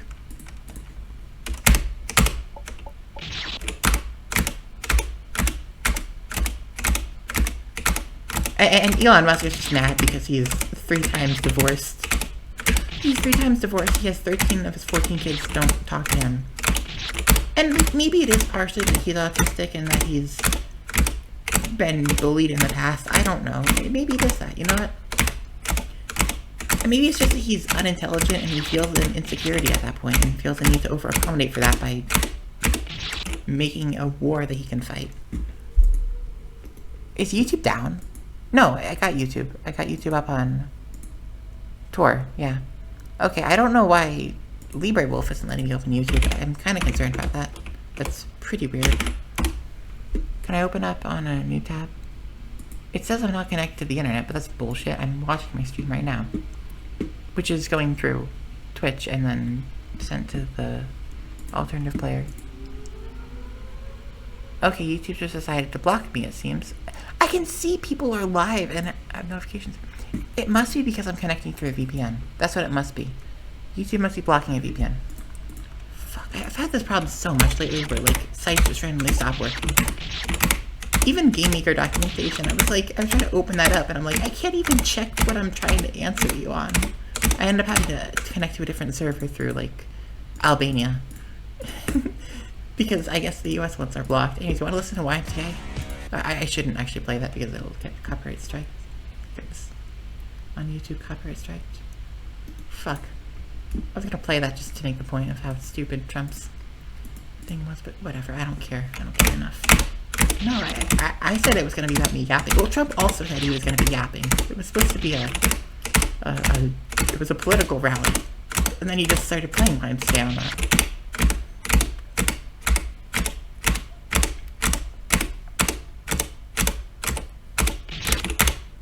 Oh my god, you know what you can do? You can take a clip from this and submit it to the Fan Game Awards of next year. In my honor, please do. Because I'm probably not going to be alive back then. I'm certainly not going to be alive in January of 2026. I'm not making that long. I'd be surprised if I make it to August, honestly. I'm just one bill away. I can't even say, like, I'm surprised. It depends on the government. It's entirely based on the government. I have no control over that, and no one else has either. And this government has not been predictable, but I certainly don't think it's dissolving before that point. Maybe they just keep me along so I can be tormented, so I can slowly hate all the people around me a little more until I finally, one day, perish. Maybe I am hateful, but you know what? I'm not disgusted by gay furry art. Take that.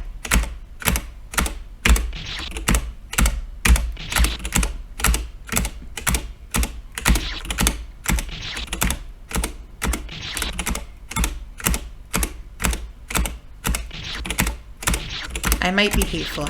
Not hateful, but I might be spiteful. I might be miserable. But I'm not a fascist. And I'm not a bigot. And in fact, half the time when I'm being spiteful and angry at people, it's because they're embracing bigotry. Motherfucker, Hassan Grin. I'm gonna call out names. I'm gonna call out names now. Fuck it, it's been an hour and a half. My gloves are coming off. Hassan Grin posting transphobic lies about transphobic statements. People who are politically aware know what I'm trying to say. Can I just say it? Calling a trans person a pedophile. Why would I not say that? I'm not abiding by TikToks. No. I don't have to go use words like unalive. I could say it. He didn't call a trans woman a PDF file. He called her a pedophile. And that's why, I repeatedly yelled about banning Hassan Grin from that community, and when that didn't happen, I left. Because I was a moderator, right? Maybe, I don't know what the term was. I was in charge of that community to some degree, because a wonderful person who I'm not going to name names. I don't want to get anyone in trouble inadvertently, except for Hassan Grin, because fuck him. I was promoted to that position, and you can say I was spiteful or rude in calling for that person to get banned, but especially since no one else seemed to really care as much as I did. But listen, you call someone who wasn't in the server a pedophile behind their back, and you can say, because he said it wasn't transphobic, but like, you're calling him a pedophile it's not true. It's someone that, it's not someone that I think people are going to think I'm talking about. It's someone that streams regularly, I don't know, should I even be holding back? I mean, to be, I guess I'm not going to say who it was. But yeah, like, I went hard on that. I pushed for that repeatedly, and then when that didn't happen, I left, because I'm not going to be I'm not going to be an accomplice, an asset to transphobia. And frankly, I think the only reason that the other people in this server that I do care about didn't say anything is because I don't think that they even checked that server anymore. I think, honestly, the reason that she made me mod was just so that she didn't have to check the server anymore, but she could also kind of have a reassurance that it wasn't going to descend into madness. And then I left, so I don't know what the hell's going on there anymore. Yeah, I mean, you can call me annoying. I'm not really concerned about seeming annoying. I will be annoying. I feel a need to be annoying. What's the alternative? I can smile and continue trying to make good fan games for you, but in the end of the day, if we are all dying, I'm going to say something. I'm going to constantly be blowing the horn until something changes, or until I can't do it anymore. Hey, it's lucky number 4 sevens. That's why I'm here playing 114514 and ranting about politics instead of playing a Grand of Perfect Bear or just like any decent avoidance game or needle game, and not ranting about politics and talking about the game. I play 114514 because I'm also in a pissy mood, and I feel like any needle game that I play is going to get some insults thrown in it, and I really don't like the idea of insulting art. I think I've been pretty clear about that. I'm just not in a place to be really constructive or even positive about art, so I don't want to. I feel like 114,514 can take that. In other words, I think this is low value. Alright, I'm about to go undervalue everything I say. I think 114,514 and similar games are low value art. I don't believe the art should be called low value, but like this is literally. Look at this engaging gameplay. Shift left, shift right, shift left, shift right. How do I just sometimes like jump too high? It's the same jump. I have a really good keyboard too. It's not legally inconsistent. No, it's probably the fact that I'm not really caring. I'm not even like thinking about where I am before I jump. I'm just kind of jumping back and forth, and eventually I get too off to the right or left, or jump too high, and hi. We're about to get to 8,000 soon. 8,000, hour and a half. Yap away. I wonder if I should even be supporting the term yap. Or is that kind of used to diminish the... I mean, I guess... I don't know. It's self-deprecating humor, put it that way. The part that drives me insane about the world we live in right now is, like, I could do these jobs better, but I'm never going to have the position to do it. And that's true for even non-political jobs. Like, I in this quote-unquote meritocracy, I don't have the ability to build up the qualifications that boomers didn't have to earn.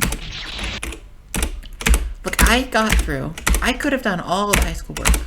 I got expelled like 3 months from, no, not 3 months, 3 weeks. 3 weeks from the end of the school year. I am in every way as intelligent as any other high schooler could be. But I can't get a job with that. I actually really can't get a job at all, not even a minimum wage job, because there's just no jobs. And you know, the ironic part is I actually kind of wished for that. I was wishing for that a couple of years ago, because I assumed, foolish me, I assumed that having no jobs would mean that we'd be guaranteed to live in a socialist world where we could all make art if we wanted to, and only a handful of people needed to actually work in each town. Because we'd automate everything else, right? Isn't that the end goal? To have human beings be free? That's how, like, you know, you play Minecraft, what do? You build the machines that you don't have to go out and collect things. No one's crying in Minecraft because the Minecraft mob spawner is taking away their job collecting bones. Yeah, it's that kind of thing. Minecraft's a silly example for that, but I assume that in a world, and I'd be happy to be a part of building more systems that could automate things. That would be fulfilling work in my mind. I'd be happy to be a part of a team that's trying to find ways to automatically grow crops in vertical farms.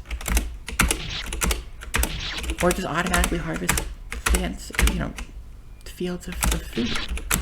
A group that's there to make housing easier.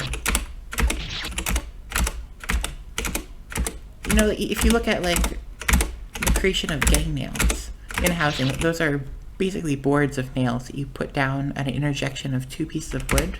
You hammer it in place, and it's perfect, secure holding between the 2 beams. The invention of that made housing cheaper. It made housing mass producible.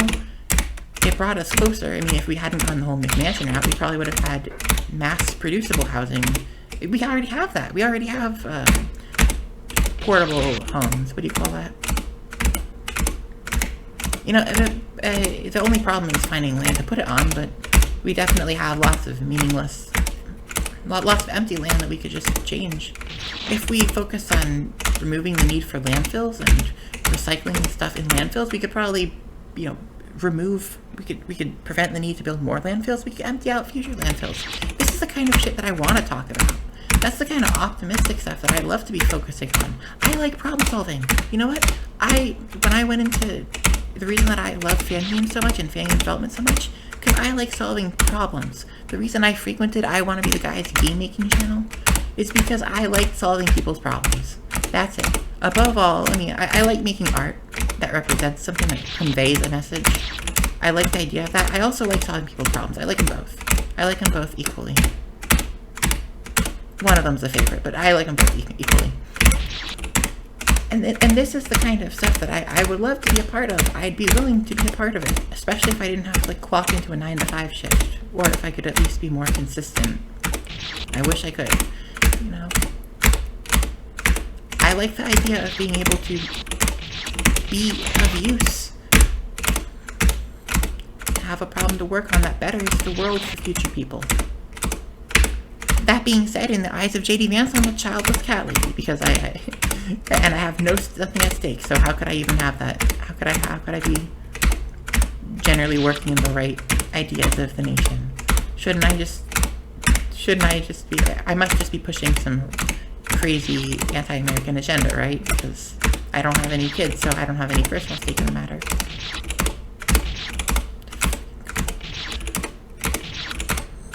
I don't know what I was talking about originally.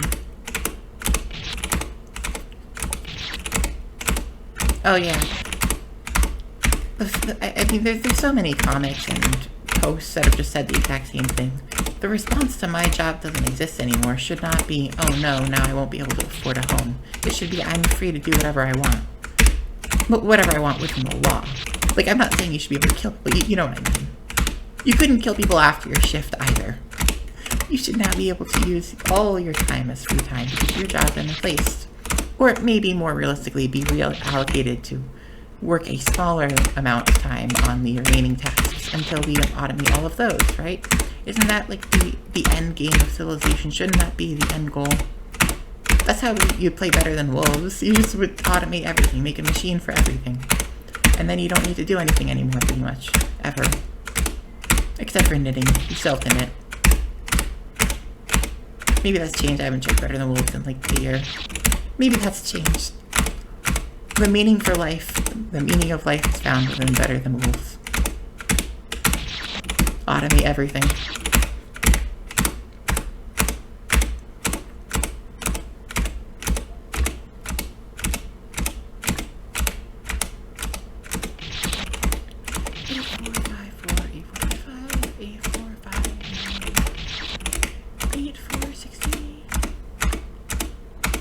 I didn't say anything got to 254. What the hell? Shame on me. Aphid said something earlier about yelling 254 when I'm being hauled off to jail. I didn't yell 254 when I was yapping into my microphone.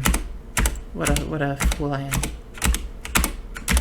I'm a poser. I'm not really one of you. I'm trying to hello fellow kids my way into your community. I don't have any stake here. I shouldn't be trusted. I didn't yell 254. Do people still joke about that? Do people still throw in their hidden 254s? I hope they do. I don't know what's going on here. I want to do it. Check that. XD.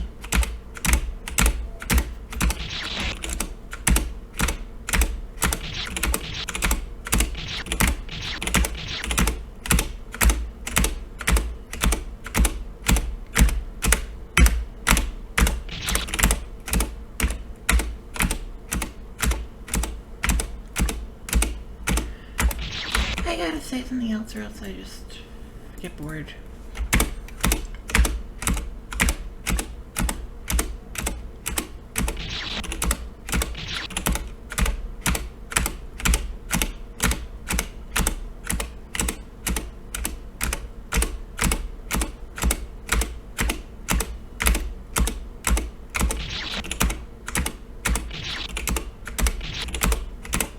I don't know what to talk about. Alright, RFK Jr. That guy. There's something really, really ironic. I haven't heard anyone say this. But RFK Jr., he sounds like he's dying. He sounds like he's on his deathbed. I know making fun of people isn't right or whatever. But there's like, he's the Secretary of Health and Human Services, and he sounds like the embodiment of pestilence. That's how I imagine that pestilence would sound.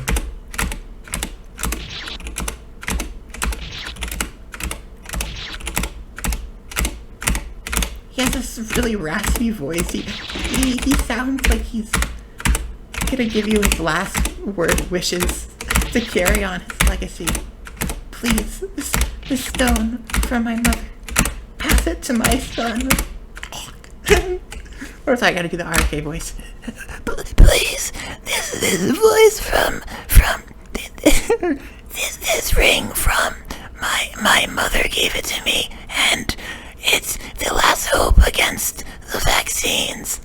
I can't even do it right because I just don't have that in my ability.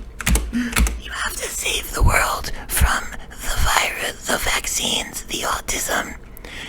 Carry this on. Bring it to my wellness camp.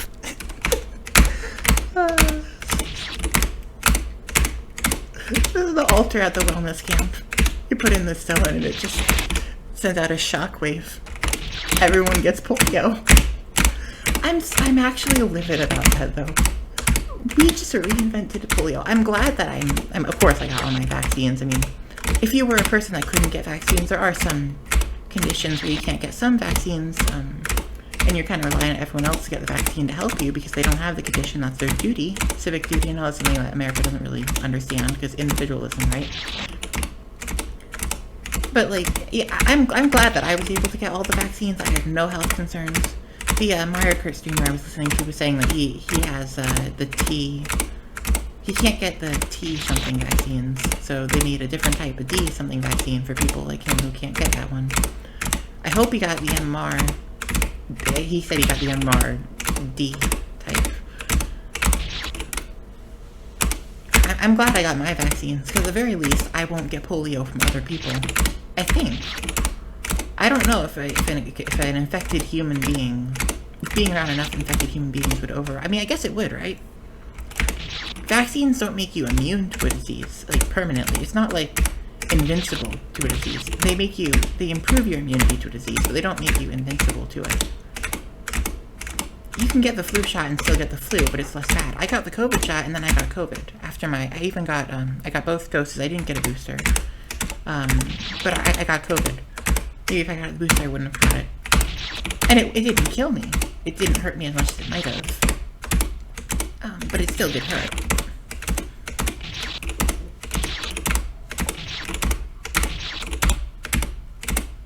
So if polio and measles and smallpox resurge in this nation, I'm at least semi-protected, but I'm not. I mean, I'm a little worried that, like, I could get it from being around sick people. I don't leave my room that much, but when I do, if I were to, maybe then I have to worry about it. If I get kicked out on the streets, I can be homeless and then catch polio.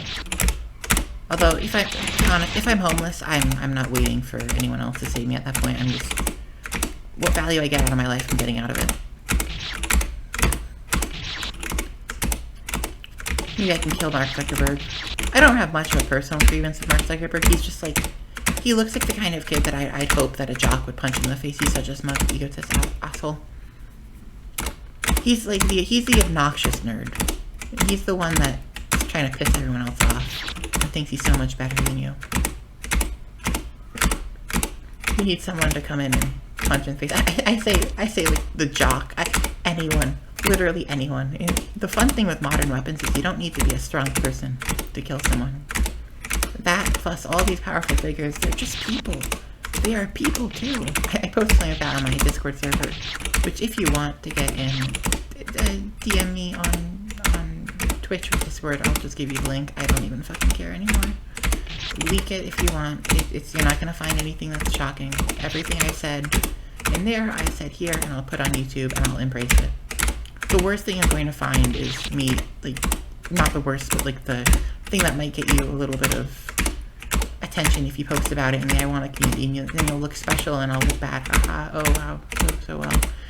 Is me saying that you actually shouldn't change your standards for defending art when the art involves anime children looking figures. Fictitious, of course. Shotacov and Lolicon, you know that.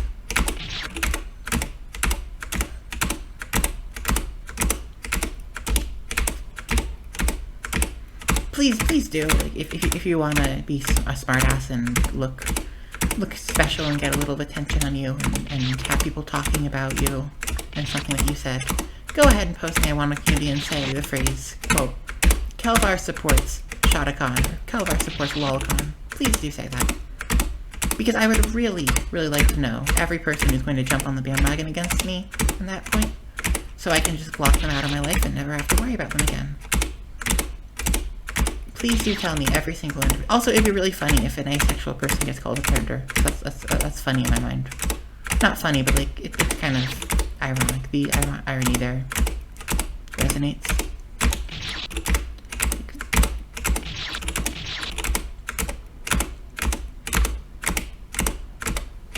Go ahead and call me a pedophile when I spend 0 minutes of my life ever getting sexual gratification from any type of porn, including Lolcon and Shotgun. Go ahead and do it. I'm at the point now I don't really fucking care. And the type of people that will care about that, I'll tell you what they are. They're the type of people that go to outsource their thinking, usually on the left wing though. Well, and the right wing, both of them. And people that don't have a political opinion, but they just want to hate on others. So they can make, like, a Chris Chan documentary episode, XXXVIII, whatever that is, 38 in Roman numerals. I forgot how to say 50. I think that's L. Is L 50? I would have gone with a higher number if I didn't have to worry about having to name that, yeah, because that's, what, 50 is XL? If L is 50, that's how you write. Or 40 is XL. I think that makes sense.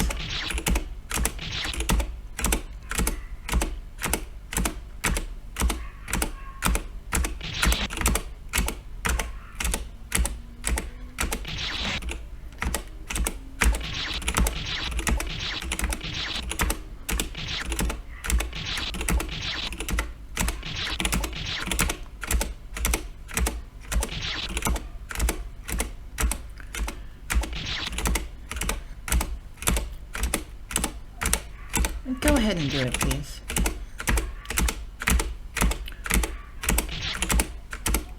I'd like to not waste my time interacting with people that think that there's such a thing as ethical censorship of art. Now, to be clear, I'm going to say this so that I can point to it when people inevitably take the snippet from earlier of me defending Lolcon and then say that I was defending child pornography. I want to be able to give my own snippet that I know you didn't read, so I can be like, you clearly didn't watch the whole thing, when I know you just spread the one little clip that someone snipped and sent around. I can act like, I could be like, why didn't you listen to this part when I know you didn't even watch the full video? Because people are idiots, and that's the way people are. So I'm gonna say this right off the bat. I don't support child pornography. Anything involving a real child, I disagree with. I don't support the sexual molestation of children, and I don't support the sharing of videos of sexual abuse of children. Okay? And here's why. Yes, I do include child porn. I'm saying child porn is not okay, even if you're just a viewer. There is no such thing as just a viewer. Because there are human beings that are being humiliated by that content. There are human beings who suffered, and you are watching their suffering. I think it is unethical to watch child pornography. I'm not gonna go geo route and argue that anything short of that. I don't want to be grouped in like that. The place where I draw the line is on reality and fiction. Now, you could be like, AI generated. I don't want to think about that. Okay, AI generated. If it looks like real child porn, it's child porn. I don't fucking care about the AI generated stuff. If you can, I don't like AI. Generative AI as a whole. So you're already in my hot water for, on my bad side if you're AI generating anything.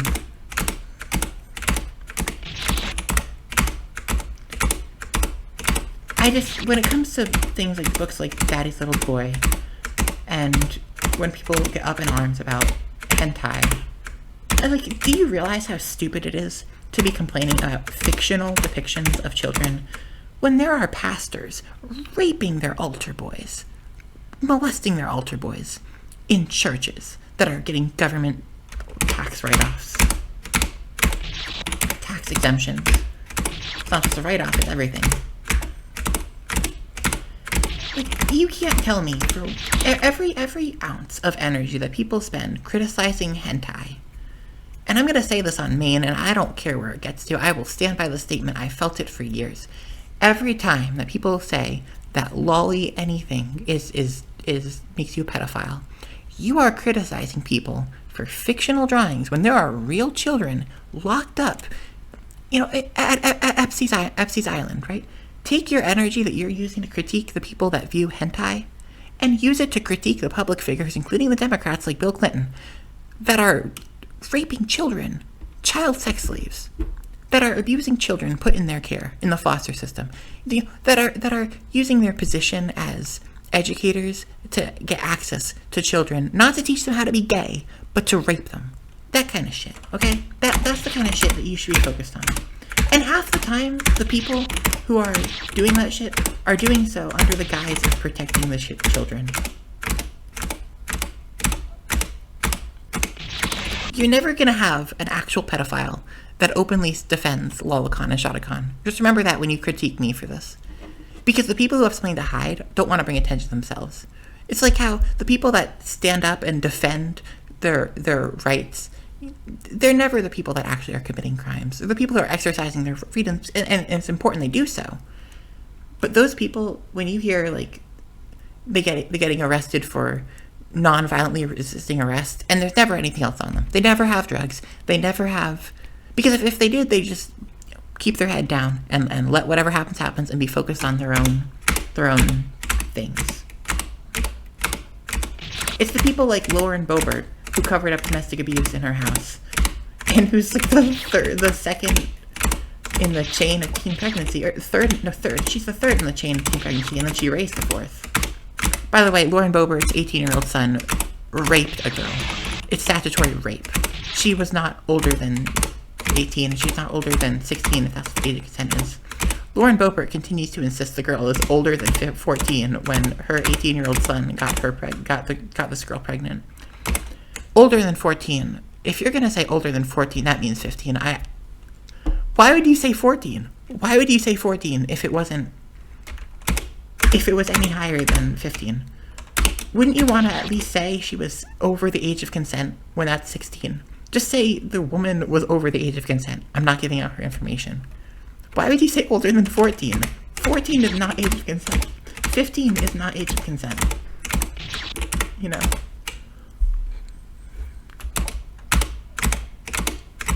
I'm certain that she was 15. And that's also horrid. That's actually disgusting.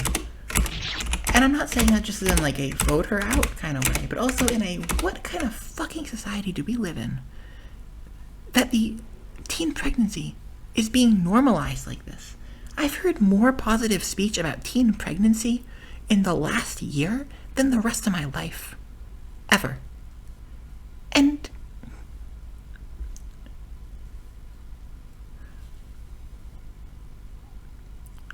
like, I'm not going to glorify my Catholic upbringing. Fuck that shit. I hate Catholicism. I think Catholicism is an incredibly dangerous worldview to subject children to. It has been a pain in my life, and it has forced me to do a lot of work in unlearning everything that I was brought up on in classes that were that were directed for kids, that teach them. I can see how someone goes from being raised in a Catholic world to thinking that transgender women are evil or are predators or whatever, because the way that Catholicism ingrains this fear of diversion, fear of difference, I can see how homophobia and transphobia exist when you have people. It can exist in the mind of someone that's raised on a Catholic mindset. I see how they become conservative. I was raised that way.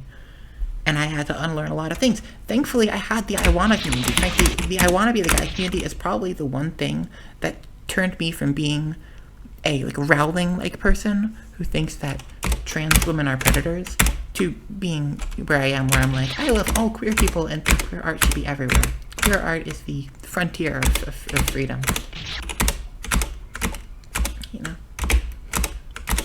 So I will stop ranting for a minute to say thank you to all of the openly queer people in the I Wanna community, to all of the people that, you know, pushed out and spoke up against and banned people that were spreading bigotry in the I Wanna community. And also to apologize for anything dumb I said about furries when I was in like 2016. There's no excuse for what I said. I don't believe in any of that shit now. You can pull up a few things where I said something, probably made some offhand remark about furries. I love furries. I love my furries. I love my cute, anthropomorphic, humanoid animals. Love them. And my, like, my Tumblr account, which I don't go on much, but the feed is just entirely filled with queer furry art. It's sad to say games never took off on Tumblr. Granted, I could have done more to make them take off on Tumblr, and it's kind of my fault, maybe, I don't know. Jump, jump, jump, jump, jump.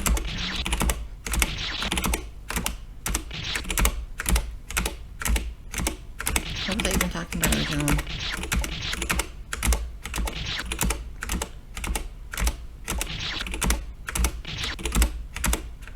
Something before Catholicism makes you feel bad or whatever.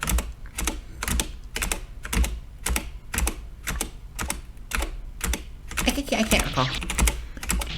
Okay, whatever I was talking about before has been disappeared into the void. Too bad I don't have any questions here to reference. Because no one's talking. No one's talking. It's just me yapping. Just me saying the truth. Speaking facts.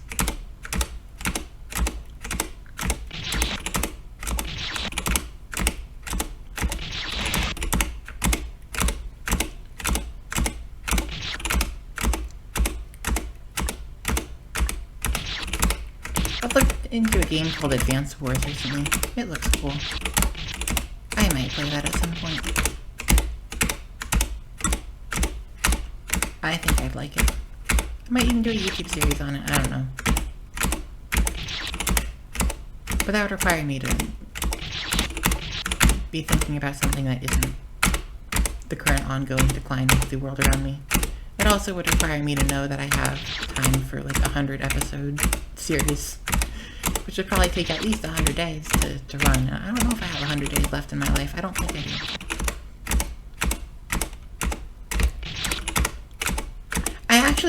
I really never thought, even in my worst fears after seeing the police crack down on the BLM protest and the cruelty there, and even after Roe v. Wade, I really never thought that we'd be in this spot.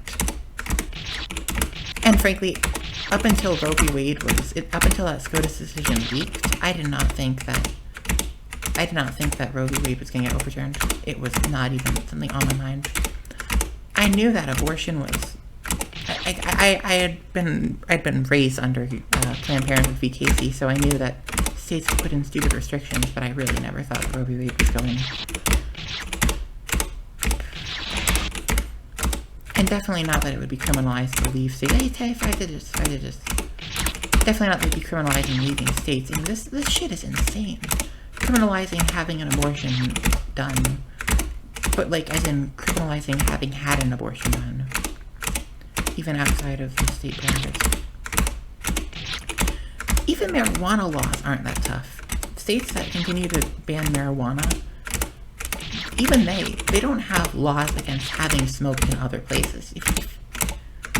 If you leave, let's say, I don't know, what's the state that has marijuana ban? I'm gonna guess Idaho. Idaho ban marijuana. I don't know if it's true, but let's say they do. If you go to Maryland and you smoke, it doesn't matter if you take pictures of that and then video of that and then get caught with it by a police officer in Idaho. As long as you don't have the weed on you, you're fine. Now, if you're stoned, that might be a bit of an issue. I wonder if any defense attorneys have ever argued that, Your Honor, my client tested positive for marijuana, but there was no marijuana on my client. They had smoked it in a different state, outside of this court's jurisdiction.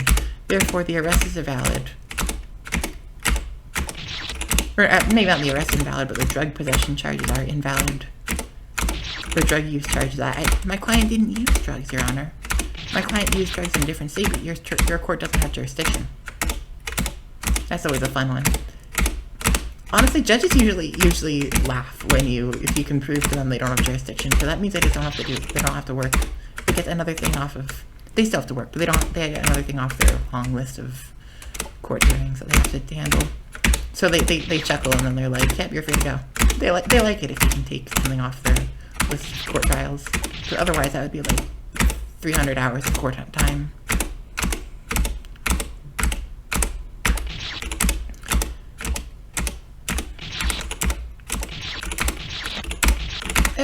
I always liked the courts. Actually, this will probably be a weird thing. I don't know how people are going to view this, but for a long period of time, I would just watch probate court hearings in my area, just to see if the stuff works out. I will tell you, it was a little bit about the drama for me too. Like, I like the legal arguments, and I would print some things out so I could. Because I don't think they allow phone usage in most courts.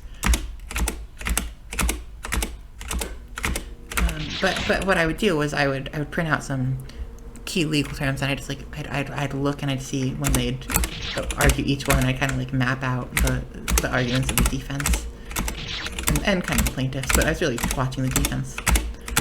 This is probate court, so it was like we're talking like family court, you know. And I will tell you, the drama there, it gets pretty good. It is a little bit about the drama element. I'm sorry, I'm an American. I can only claim to be so much better. I don't watch reality TV, but like, a good family court argument was entertaining enough that I just keep watching. I'd happily watch those. Y'all are wondering why I haven't posted a fan meme in like 3 years. It's because I was too busy watching someone argue with their baby daddy over the child support amount. You know, my favorite ones though, the ones where I had like I feel no remorse for laughing, was when people would be harassing the love interests of their baby dada or baby mama. And first off, the phrase baby daddy and baby mommy is just so sad in itself. Like, you don't even have a relationship with this person. You just call them the mother, the father of your children. But if you're going to say that this person is merely the parent of your child, merely the one that conceived or gave birth to your child, then why are you stalking them? Why are you stalking who they're going around? If all they are to you is child support payment, then why are you complaining about whether they are or aren't sleeping with a coworker? That's none of your fucking business. You have no relation with this person. They're not cheating on you. You said yourself, they're not even a boyfriend or a girlfriend. I don't know. This is not gonna make me look good. That's kind of my like guilty pleasure, is watching these court cases. Well, I view it as like staying informed and being a witness of the court or whatever. Like, there's a reason that the courthouses are open, and it's important to exercise that. For as long as they do remain open when they have open court. I don't know what the next administration is going to do, but I don't think they're going to touch probate court. We'll still get to see plenty of conservative dads lose their whole family after being an asshole to everyone. Surprise, surprise! Most of the time, if you're a hostile prick, people leave you, and that might include your wife. And I don't feel bad that it happened.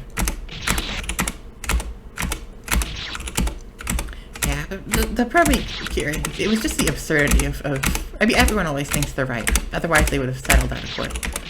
So you just have people make the dumbest arguments, and sometimes it does get into kind of interesting, kind of silly ones. And it was probate court, so it wasn't like I was hearing about murders and assaults and rapes and horrible shit that would make you feel uncomfortable.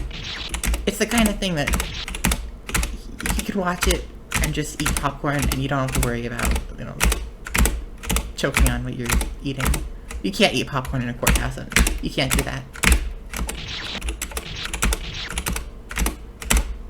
You're not allowed to have food. But you are allowed to have water, which is important because you gotta stay hydrated. People probably saw me there and thought that I was an aspiring lawyer or something. No, I'm not going to be a lawyer. Don't worry. I hate the education system. Don't worry. You're never going to have to go up against me in court. Although I wouldn't worry if you did, because I feel like I'd probably lose my train of thought very quickly. And then I'd just be like, I don't know what I was talking about, but I got 3 minutes left of this thing, so... did I say that my client's innocent? Did I say that, did I mention that the police report had some parts in it that didn't really make sense? I can't remember what those were, but, like, look at the police report, Your Honor. Look at the police report. Defend my client for me, please. Okay, fine, I'm incompetent. Just give my client the ability to get a retrial because of incompetent defense counsel. I admit I'm incompetent. Please don't send them to jail. Give them another chance. Please don't send them to prison.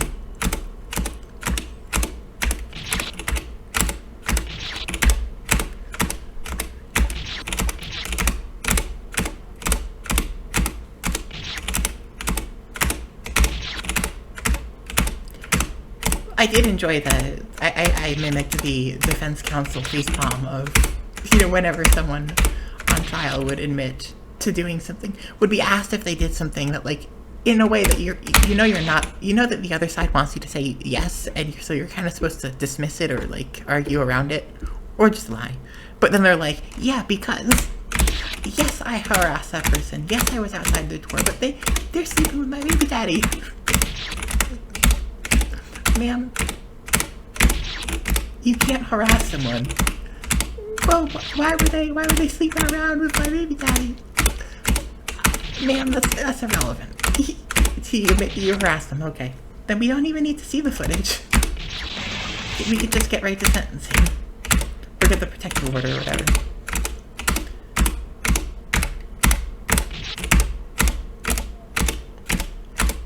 You could have some make your medley too, but I'm too busy watching couples argue out over the dumbest things.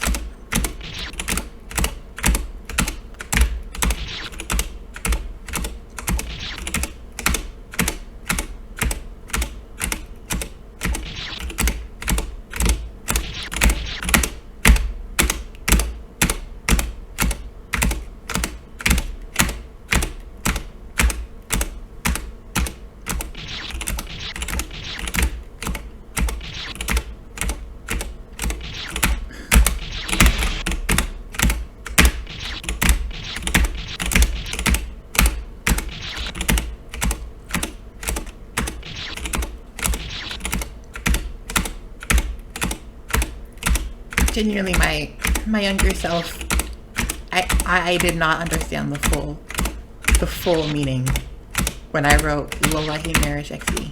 Did not understand how true that would actually ring. I don't think I'm gonna be honest, I did not mean that when I wrote it. I just was writing shit. I don't even remember why. Well, to fit the theme of misogyny in a way that wasn't misogynistic. So I kind of stretched the definition. That being said, listen, the more I learn about, the more I see about this world, the more I'm like, yeah, you know what? Fuck marriage. I could go rant about that, but I think we have more important issues. I mean, I say after talking for about 19 minutes about probate court hearings that I would listen to for gossip. Because, you know, that's important and mature. That's definitely me showing how intelligent and mature I am. Just as bad as everyone else. I can complain about TLC being a bunch of reality TV bullshit, but in the end of the day, don't we all just want to watch people argue? No, but in America maybe. To fill the void inside.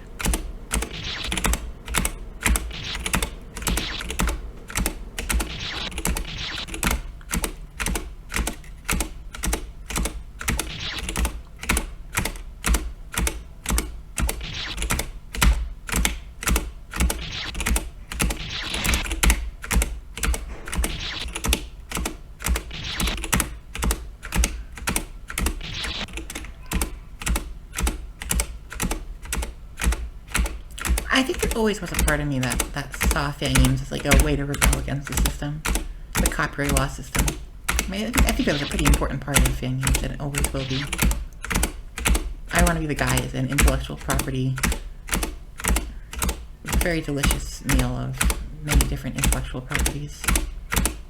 Okay, that's a weird word. Melting pot is what I mean.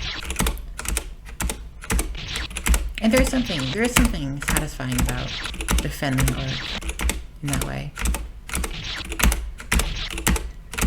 Defending the artist, right? I mean, Kayan themselves has written a lot about that very same point.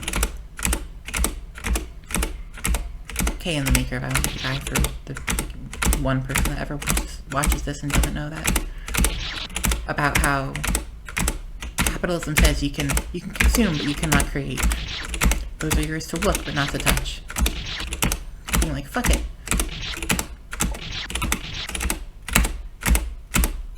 Fuck it. I'm gonna make my own Mario game. I really hope that one day someone does put one of these frivolous DMCA notices to test. Challenge them. Just defend your work. I mean, I kind of get why they don't, because it is expensive. And it's not like we make any money from this. We're making free games, you know? We're not going to get any money.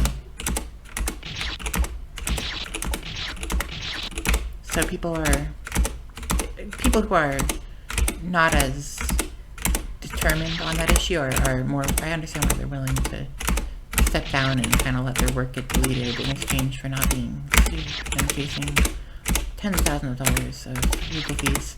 Like, I can understand how someone says that they'd rather just give up their work than potentially put their life on the line, even if they have a compelling case. Because fair use laws do exist.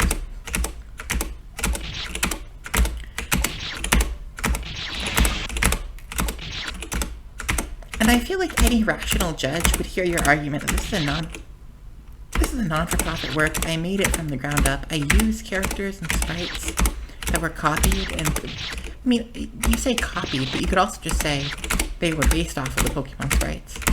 Because yeah, that image looks identical to the Pikachu in Pokemon Red and Blue, the Pokemon Heart Gold, Soul Silver. But that Pikachu in Pokemon Heart Gold, Soul Silver is a different set of data. This data on my computer, maybe it was copied from a screen capture, maybe it was hand rebuilt, and it looks identical, but it's not copied from game. This isn't a ROM hack, if we're talking about a fan game. Although ROM hacks are a different thing. This isn't a wrong distribution, that's what I should have said. This isn't a decompiled game. Speaking of game modifications, Hasbro struck down that Baldur's Gate mod for Stardew. That is disgusting. I'm glad they went back on that, but that is disgusting that even happened.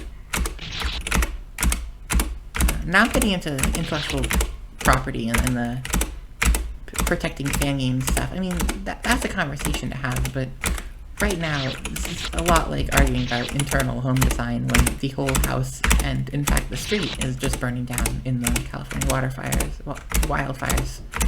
Waterless wildfires. There's no water on those. Trump's gonna drain the reservoir, though, because he says he wants to.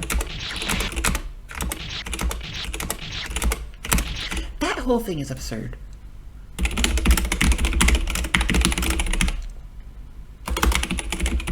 That is just the whole fact this happened is fucking absurd.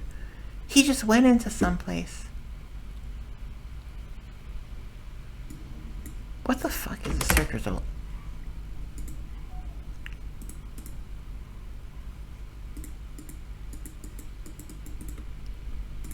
Yeah. The Army Corps lets 2.2 billion gallons of water flow out.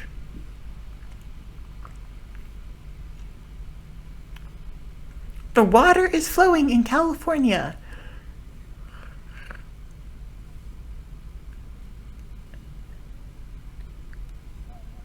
It's just water.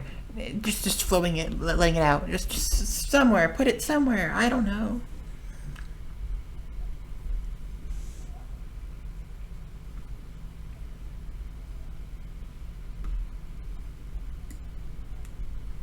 And they just went into California. The state of California was not a part of the decision making in the instance. Department of Water Resources Director Carla Nemeth. We traditionally have a high degree of coordination. Yeah, they just went into California and just let the water loose. Just send it out. That's so fucking absurd. Okay, I gotta start jumping again. Else I don't meet my quota of heat jumps. Average gauge heat jumps per minute across. In order to consider this a fan game stream. I better meet my quota. It's like Lethal Company, only instead of bringing scrap back to the ship, I'm jumping over between the same two spikes and pressing a button.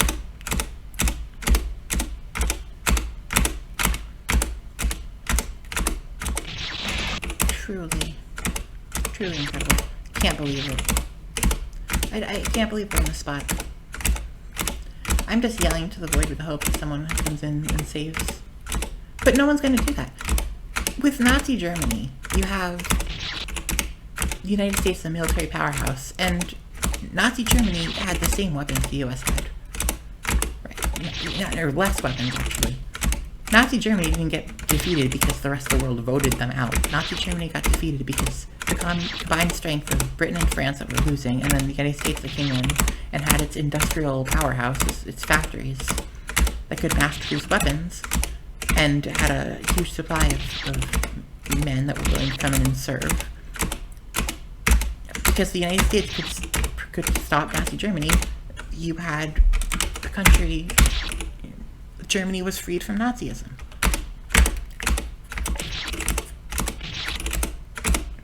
No one's coming in to save the United States. You know, the Americans that are out here talking about just focusing on themselves and focusing on their grades and their college scores and their job promotions, their whatever random metric that the system would reward, are completely assuming that someone else is going to come in and keep the government and keep that infrastructure safe, keep you safe. And especially if you're like queer right now, if you're queer and you're going to college, what the hell are you doing?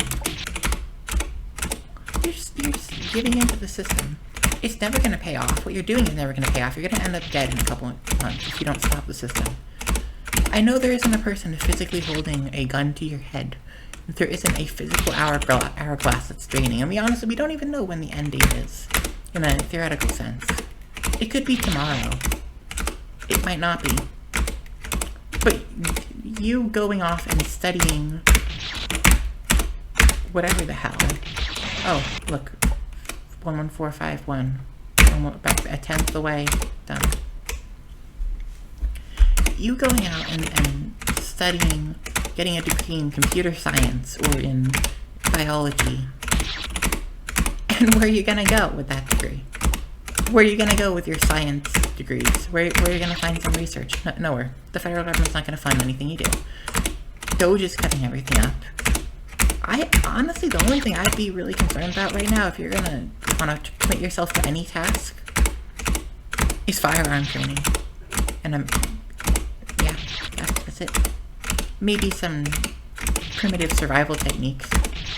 I'm not saying like surviving out in the wilderness, I mean more like street medical care.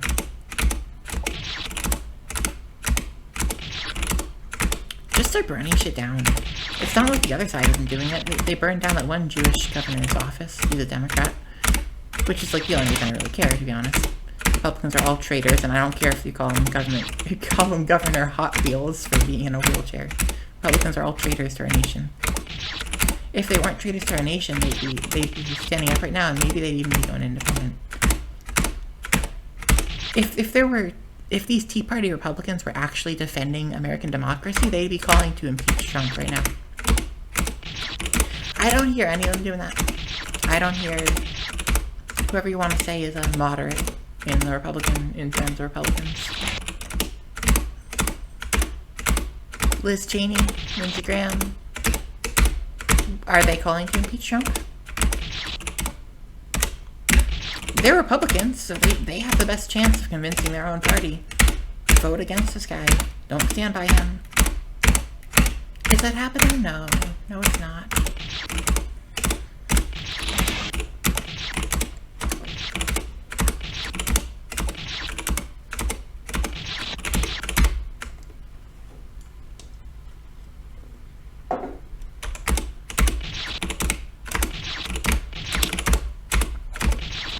Two hours in, 11.6. Why'd I say 11.6? That's not out of 100,000.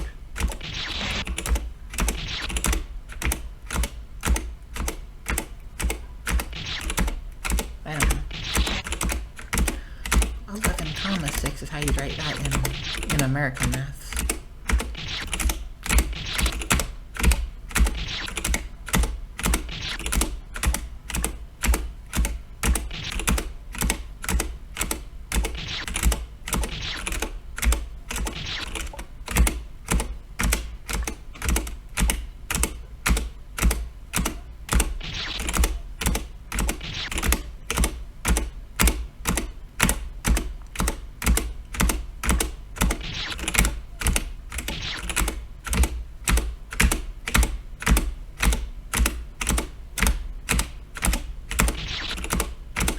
Maybe when it's all done, I should just go and...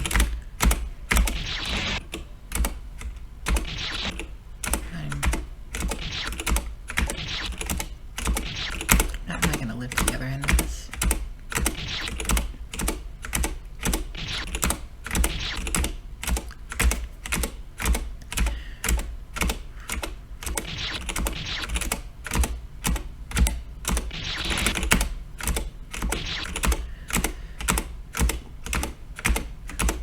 As fucked up as the Democrats are, I feel like if you had a large enough movement, they would bow to it. Republicans won't. Republicans will double down and take the police on you and call you criminals, but Democrats will at least usually consider the public movements. Why didn't we have massive protests like this under Biden? Well, under Biden, I guess it was too late. Under Biden, it was too late. Under Obama, Republicans are fucking everything up. The Supreme Court's fucked. I mean, I don't really know where to argue that people should have done more. Can someone else come in and give me guidance on what more people should have done? Anyone else want to come in and give that advice? I'm not claiming I know everything. I'm just the only one saying anything. I'm not stronger or better or in any way more qualified to be, another Luigi or another adjuster or anything like that. But who else is saying this? I'm just kind of saying stuff. I'm saying stuff to shape the public sphere. I want someone to hear what I say and to think I should go out and shoot J.D. Vance. Ideally someone who can shoot J.D. Vance or someone else who can pass the message along for someone else to go in and shoot J.D. Vance. If we can get the internet united over posting pictures of J.D. Vance's face and over joking about him being a couch fucker, can we get the American people, the internet united over telling Americans to shoot J.D. Vance and then hope someone does it? Well, not just hope, they compel. To all the people who shot up schools, all the disgruntled high school police students who wanted a bit of attention, these people who do bombings and shootings in public, can we actually... I think the entire corporate world figured that what was going to happen after Brian Thompson was that people now, instead of shooting up their local elementary school, they shoot up their local billionaire, and that would, scare the billionaire class and the multi-millionaire class. But I'm talking 100 million. Honestly, there's so many people that have so much wealth in this country that just shouldn't have it. But I don't see it happening. I thought that was going to happen too. I thought that the coverage and the fangirling around Luigi Mangione, it was far more so than the Parkland shooter, who the media was constantly saying, people are sending him love letters, oh my god, America has fallen to violence. And there was a handful of probably mostly teen girls. Many of them probably just doing it to say they got a love letter back from the Parkland shooter because that's edgy and cool in their mind. so sick of being with people. I'm so sick of humanity. God, if I could do it without consequence, I think I'd benefit a lot internally from just having the experience of stabbing a human being repeatedly and killing them. Kilvar posted that on main. I spoke that on main. I spoke that. There's no AI here. This is my voice. I opened my mouth. And then I said those words. And I don't take them back. I'm never gonna take them back. Waiting for the lot of the, all the supposed queer ally people that were posting the posts of Flopamine in the Iwana community to contact me and say, hey, let's work together. Can you fly out here? I can. I have money. I have enough money to do that. You want me to fly out somewhere? In the IRL? I'll fly to you. And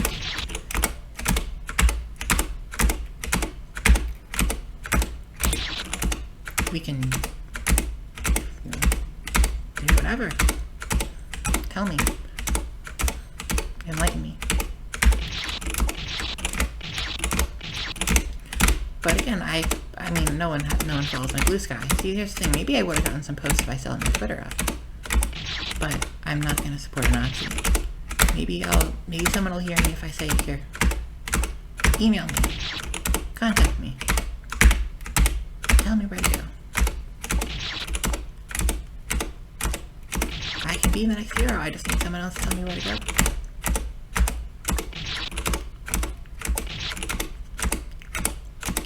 But I feel like the vast majority of people in the fan community are just burying their head in the sand. Probably not talking about this every day.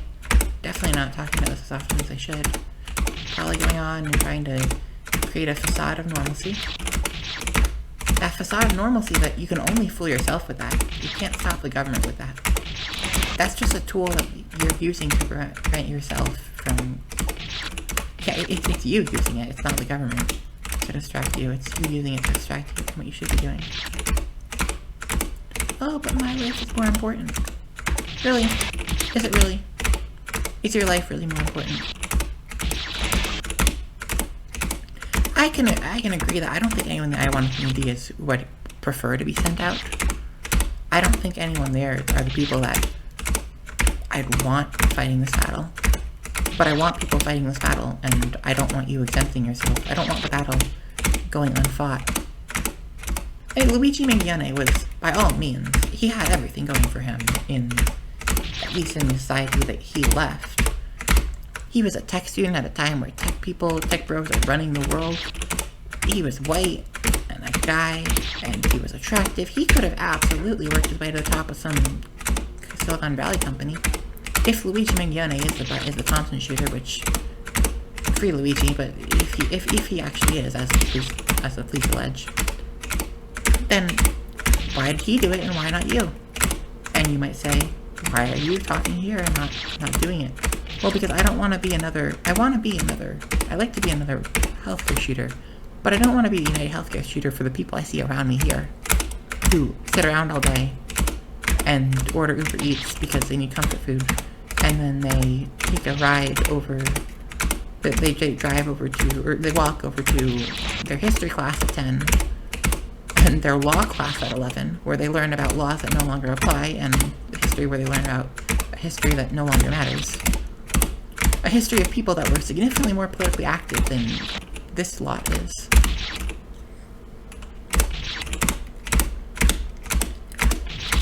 Two hours, 14 minutes. Well.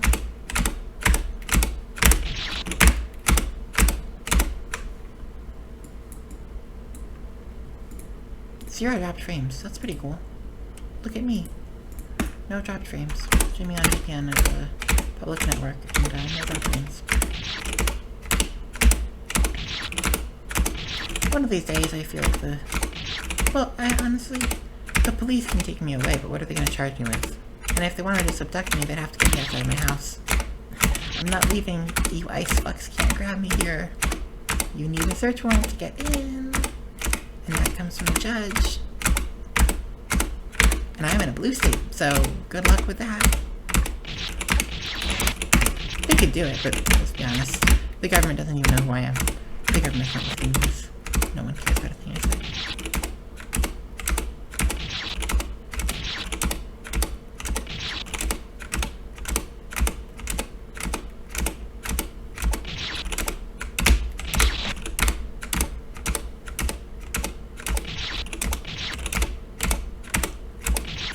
It's the overwhelming, overarching understanding that nothing matters that's really getting to me.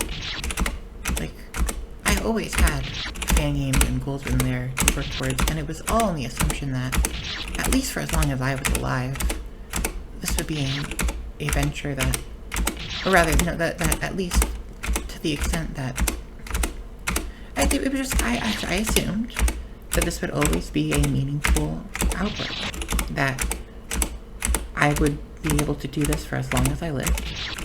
I mean, I had to fight for that a little bit, you know, I had to get on SSI, I had to get on public housing.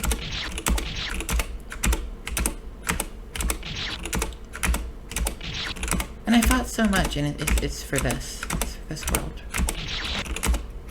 Like, I get everything else there, and I've had it for a while, so, to be fair, I've had everything else, but I think I also... I'm gonna be the whiny bitch, but I think I deserve a little bit of sympathy and support for, if I do, as I believe, have ADHD, like, that's a bitch to deal with, and it's a pain to constantly be fighting that. I didn't tag this in politics, I meant to do that. Well, it's in the title. I don't think anyone's getting surprised by it.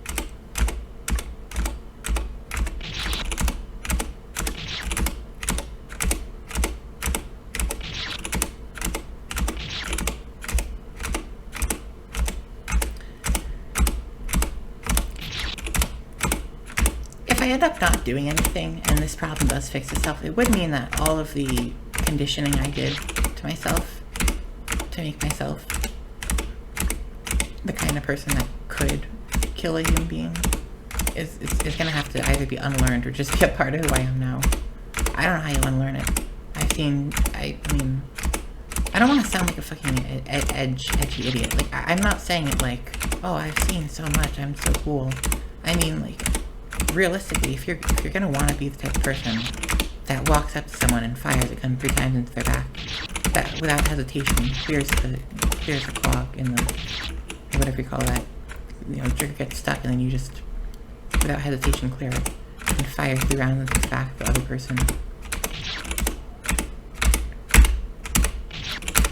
You need to view human beings. You need to not view human beings the way that I viewed them before. You need to be,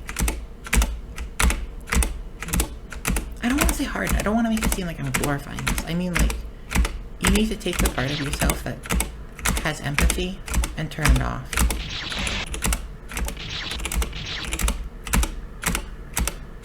At this point, I do feel empathy for society as a whole, but only in the abstract.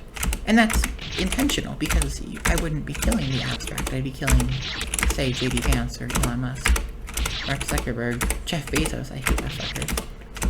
Jeff Bezos is a perfect example of, yeah, money corrupts. Because originally, he at least pretended to be an honest guy, focused on cutting down costs of goods, and nope.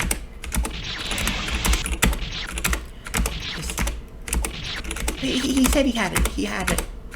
I'm thinking of like a video of Jeff Bezos I saw, where he made a table out of a door with his startup company because he was trying to like cut funds so that all the money would be the consumer savings. But in the context of what we know now about the venture capital and the tech growth at any cost mindset, it really, I wouldn't say it's so, I wouldn't say it's as,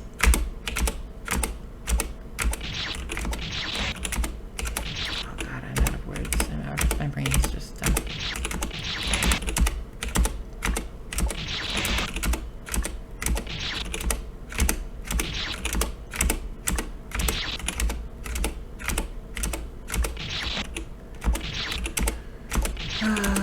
sympathy for honest, I can't find it. Honest and genuine. Okay, well, let's say it's not genuine kindness. It seems, maybe it was, maybe it's just a way to allow them to spread faster. Maybe there's just a bunch of marketing bullshit on the documentary. I don't know. What I do know is that he's hoarding wealth and making weird Blue Origin trips. All-woman Blue Origin trip. And the Amazon warehouse employing people with colored hair and tattoos, and Starbucks having the trans healthcare but then take away all of this virtue signaling capitalism.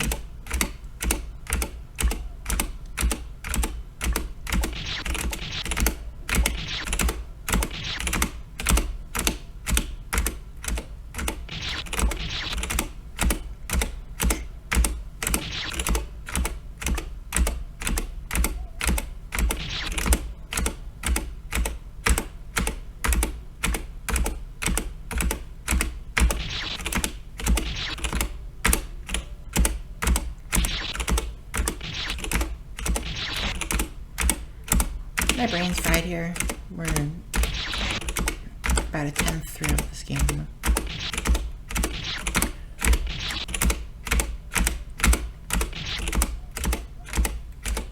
These games are crazy. Actually, the most insane type of jump.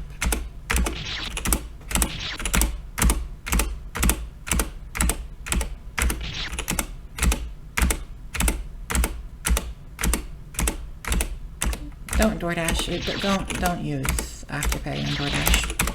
Don't backdate your fast food payments to your next paycheck. Please. Please don't do that. That's such a stupid idea. God, that one news article or news.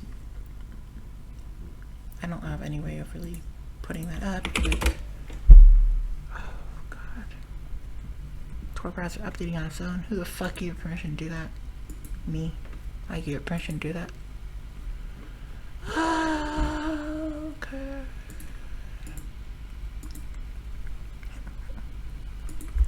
This one thing about DoorDash doing a deal with Klarna got me so fucking livid.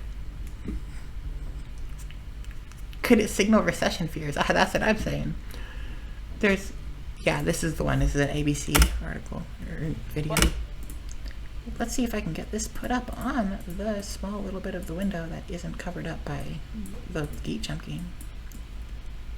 Nothing else is important. It's just you have to see the whole screen for the gate jump. I guess I could be nice and let you see the full window. Am I gonna regret showing anything here? No, wait.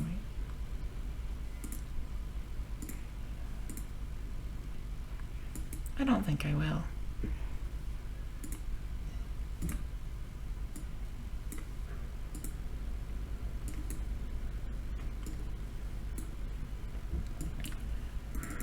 Oh. Why is that Libra Wolf? I thought I opened this in Tor. What the fuck? What? I can't see anything.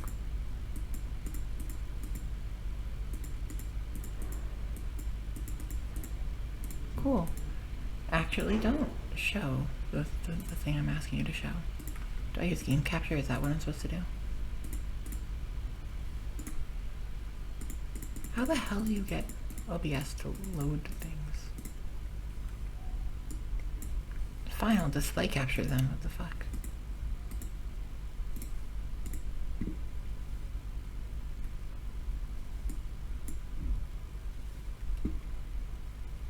Welcome back. back to ABC News Live first. DoorDash has a new payment option for your takeout. The food delivery service is teaming up with the buy now, pay later company Klarna. The new partnership will give customers this the thing option made to me buy in full irrationally mad. payment There's no plan. reason for me to be But upset about this is as I that am. good for your overall credit? ABC's No. Jacqueline Lee is No, it's not. now for more on this. Jacqueline, let's first just the basics here. How's this going to work? Diane, It won't. another option. Well, it will. You can click to pay for your meals. So Don't you take can it. either pay in full when you check out. You can Do that. split the payment into 4 installments, Nope. which is interest-free, or you can pay later at a more convenient time, for example, when you get your paycheck.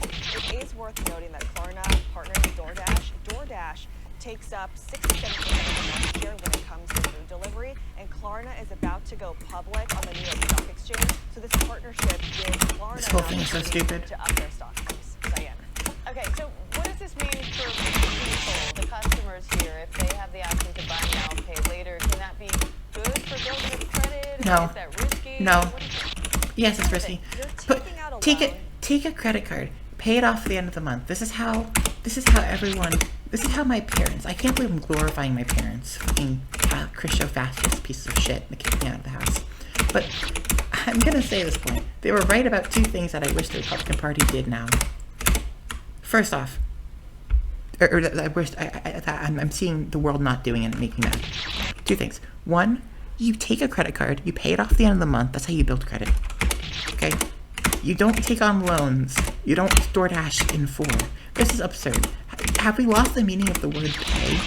Pay for things? Seriously. Why? That's not how payment works. You don't back pay a payment. This is so stupid. This is not even... I mean, there's like mortgages and cars, which are ridiculously expensive, so you have to. You can lease a car, but if you don't lease a car... If you can't afford your DoorDash, no, you shouldn't be paying it at a more convenient time. You shouldn't be living... People shouldn't be living paycheck to paycheck to the point where... And it's not the people's fault, but to the point where, like, they might have to think about it more convenient, aka when I can afford it. It's not more convenient. It's not about convenience. There is no convenience issue. You press a button on DoorDash, I've used it. You press a button and they order your food and then you watch the driver come to your house. There's no more convenient time to pay. The way it works now is perfectly convenient. You pay when you order the food with a press of the button, and that's it.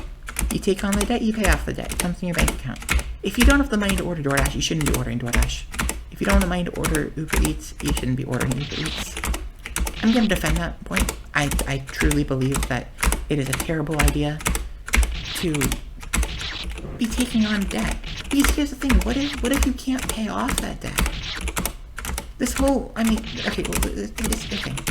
I'm coming at it in the point of view of you're an idiot if you Klarna DoorDash, which is probably accurate. I'm sorry to sound a bit like Louis Rossman, who I love. I love his videos. He's very informative. He is more on the personal responsibility point than I am. I'm not going to tell you that you're an idiot for Klarnaing DoorDash. I actually am, but I pretend I didn't. There's a bigger systematic issue at play. Capitalism is trying to tackle an endless debt cycle. Like, especially now with all these layoffs. As a consumer, you should not feel comfortable and you should not be encouraged to buy things that you're going to pay off when you get your next paycheck. Because what if you get laid off? When are you going to pay it off then?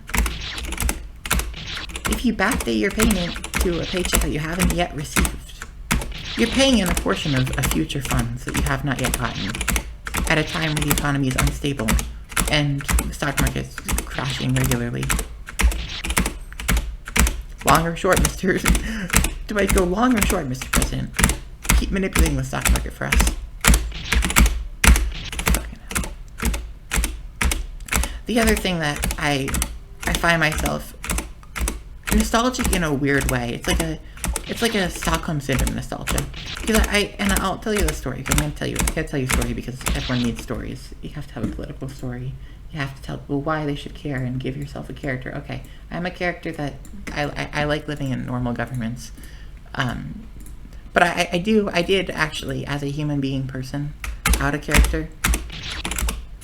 I had parents, and they drove me places at times. And there was one time where I have a heterosexual parents. I know that's crazy bizarre, I believe, is what I would say if maybe I make a joke about the future and that being a weird thing if Kamala won, but yeah. My father, I remember him slowing down his car. He's a racist piece of shit, by the way, so do be prepared for racism. He slows down his car. We're watching next to a woman of color who's has a stroller in her arms. And by the way, okay, and he says that is, he looks at that and he basically says, if you can't feed them, don't breed them. That's failure of a parent, single mom, don't have kids with some man you don't know, shit like that, right? And I'm kind of thinking, what? Because we don't know anything about this. I don't know who this person is. I still don't know who she is. I have no idea. I don't know. I don't even know what pronouns. I don't know anything. This is just a person that was walking on the street, and we don't even know if they're single.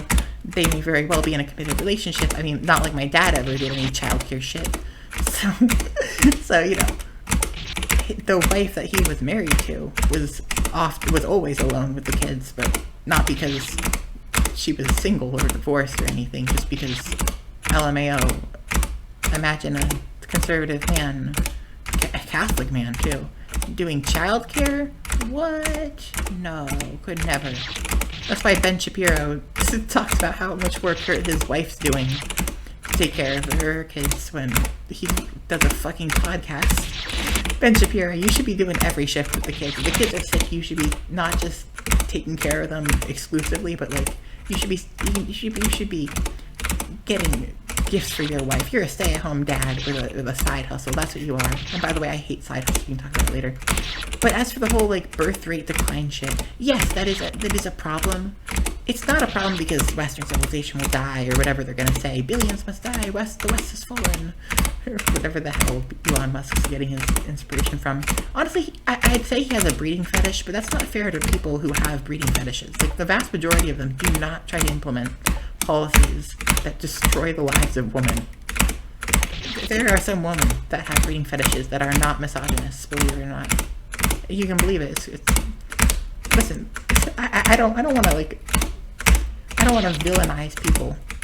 I don't want to kink shame by likening people to neo-Nazi movements. Leave the breeding fetish people alone. Elon Musk, who is a white supremacist and eugenicist, who keeps talking about how women need to have more babies and how there needs to be more babies and how much he loves babies. And JD Vance, who's like, I love babies, I want more babies in America. Mind you, the only presidential candidate who we've had in the last 12 years who even remotely would have had policies that would encourage childbirth was Bernie Sanders. He didn't make it past the primary. I mean, that's what it comes down to. Right now, in Western society, children are an expense. Children are an extreme expense. They are an expense you can't get rid of. It's a lot like a student loan, only... Well, it's about the take-on of a student loan. And I feel like people being pressured and entrapped in student loans, I mean, they're 18-year-olds. They're not mature enough to take on something that's going to outlive them. Why are you telling children to take on student loan debt? The hell?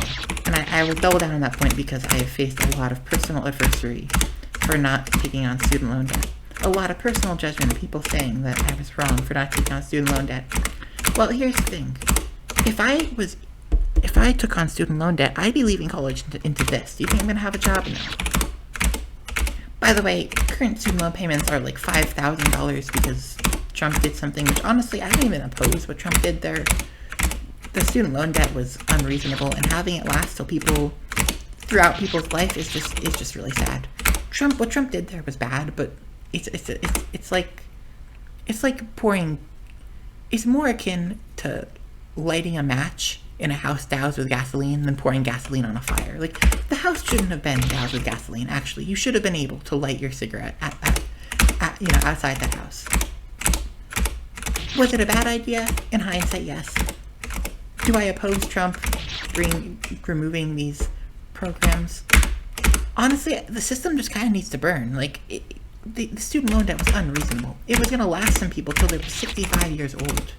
And that's assuming they don't miss a payment. Which often they would, because $500 a month is still a high payment. And the idea that anyone would have debt that surpasses the useful years of their life is just incredibly disheartening. What was I even talking about again? Oh, right. Childbirth.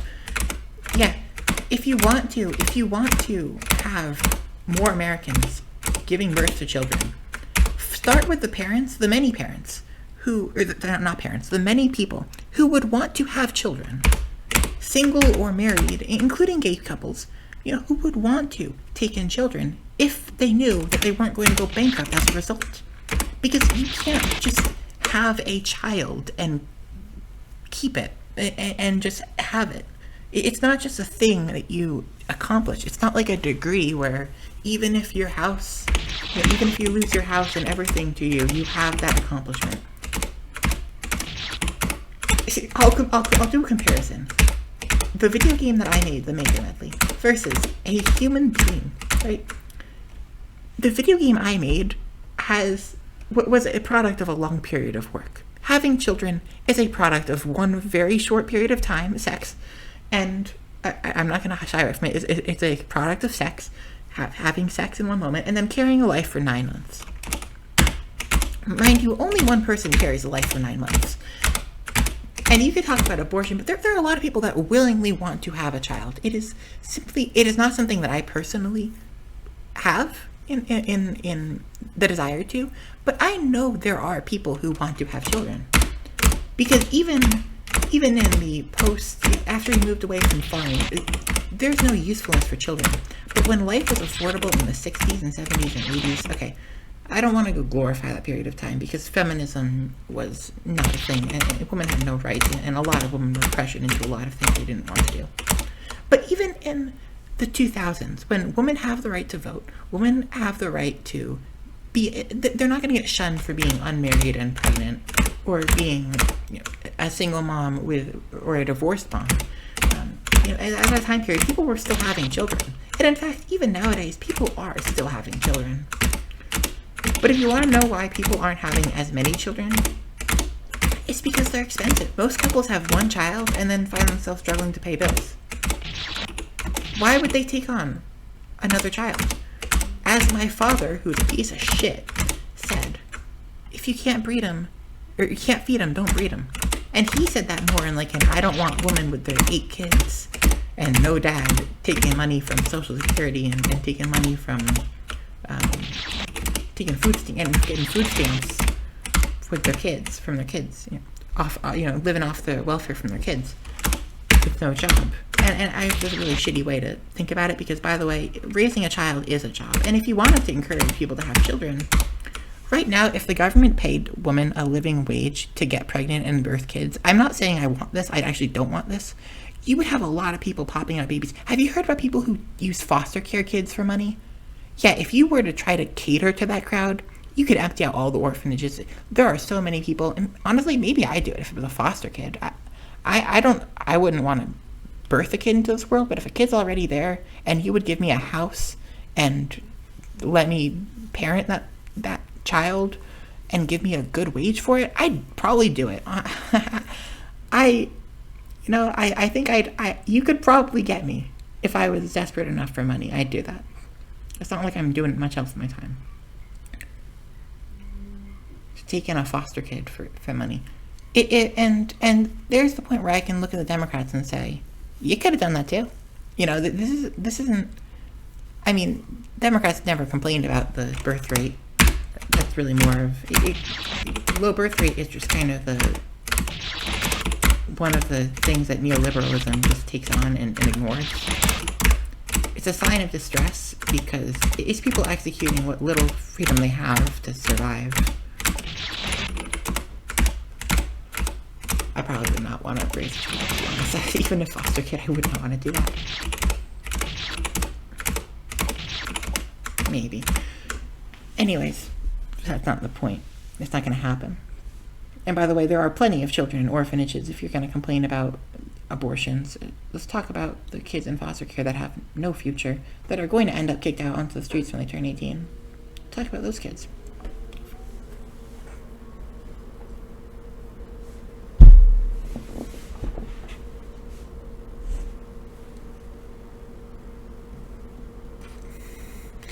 My point is not that the system is unfair and to cry about that. My point is it's a call to action. Do something about it. I'm not saying the system's unfair so I don't want to play. I'm saying our lives are at stake here. Can you people act like it? Instead of thinking about... you're talking about doing exams, answering quiz questions, at a time where you should be fighting for your life. We should be fighting for our lives. And I feel like I'm the only one saying that. And the fact that no one's... honestly, I don't know if IWC even cares about me, but if they are talking to me, they're probably calling me crazy for saying that. Okay, sure. Call me crazy when you see me in the death camps, or no, maybe the wellness farms. Hi. We can work together then. I'm not going to hold a grudge. I'm not going to hold a grudge when we're together on the wellness farms. Let's just, I would appreciate being told that I was right all along.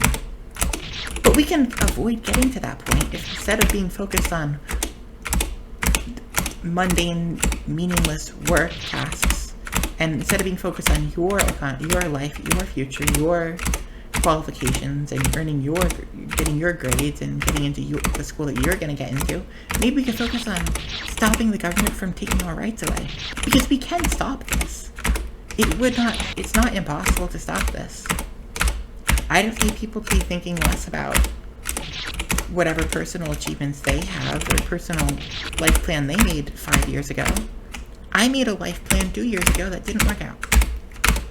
And right now, I'm willing to change that. I am willing immediately to change my life plan, because at this point, we're in the point where there is no other option. There is no keep things the way they are. This country voted for Trump, and at this point we need to salvage this country and save it before it falls apart.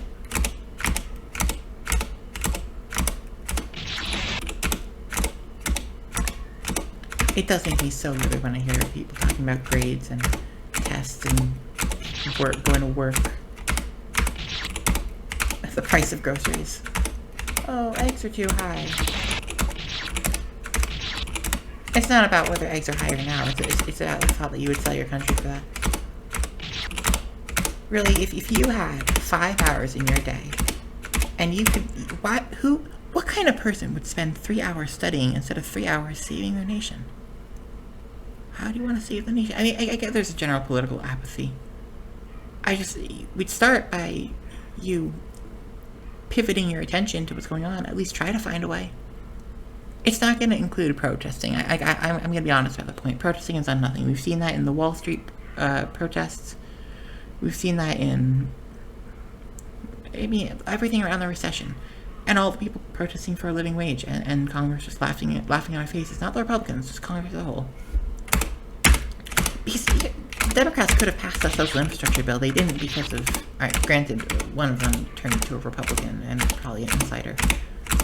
But people like John Manchin, who are establishment Democrats who don't want to actually do anything, they expect a round of applause for not being a fascist Republican. They expect $200,000 of taxpayer money just handed to them because they're not a fascist. I'm not a fascist. Can I have my taxpayer money?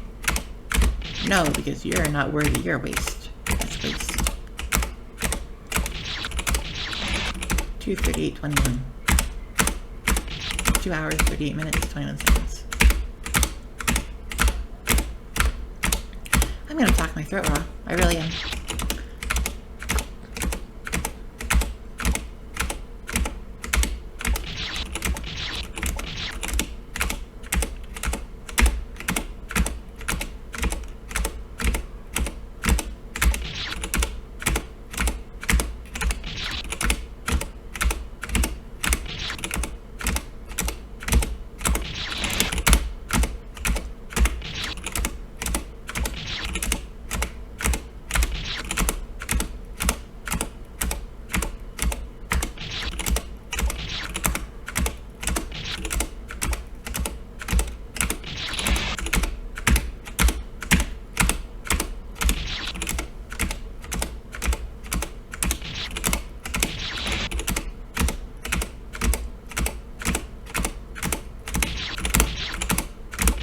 going to really regret having nailed my throat raw.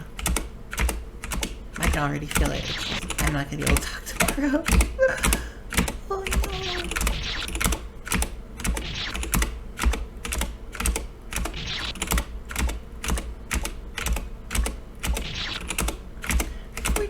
Four 11. 14. 420. 420, that's a funny number.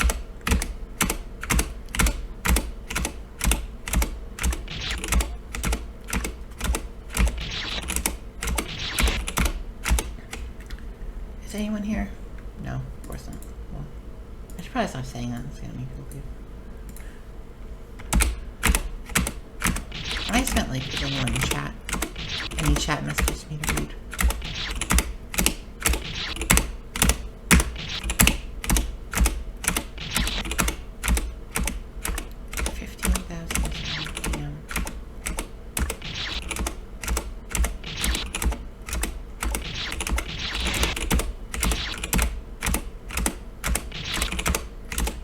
Maybe I should take a break and get some food or something. Then resume this maybe tomorrow. If I have a place, I don't know if I will. What more is there to say? Alright, quickly save my streak of doing gay jumps. Find something interesting on Lenny, whatever it's called.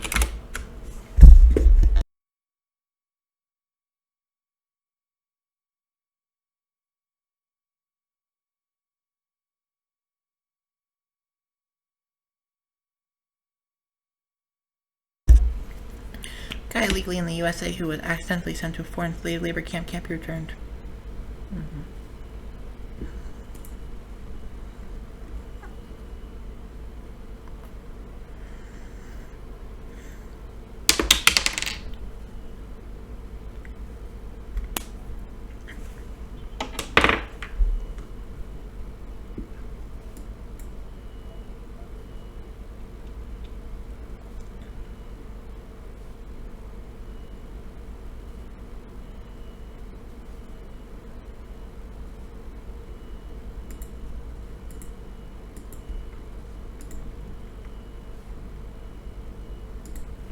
Oh, this is nice. I can't even think much like at that point, and of course nothing will come with this. We need Nuremberg trials at the end. If there is a future for this nation, we need to execute these people. At the end, you have to just...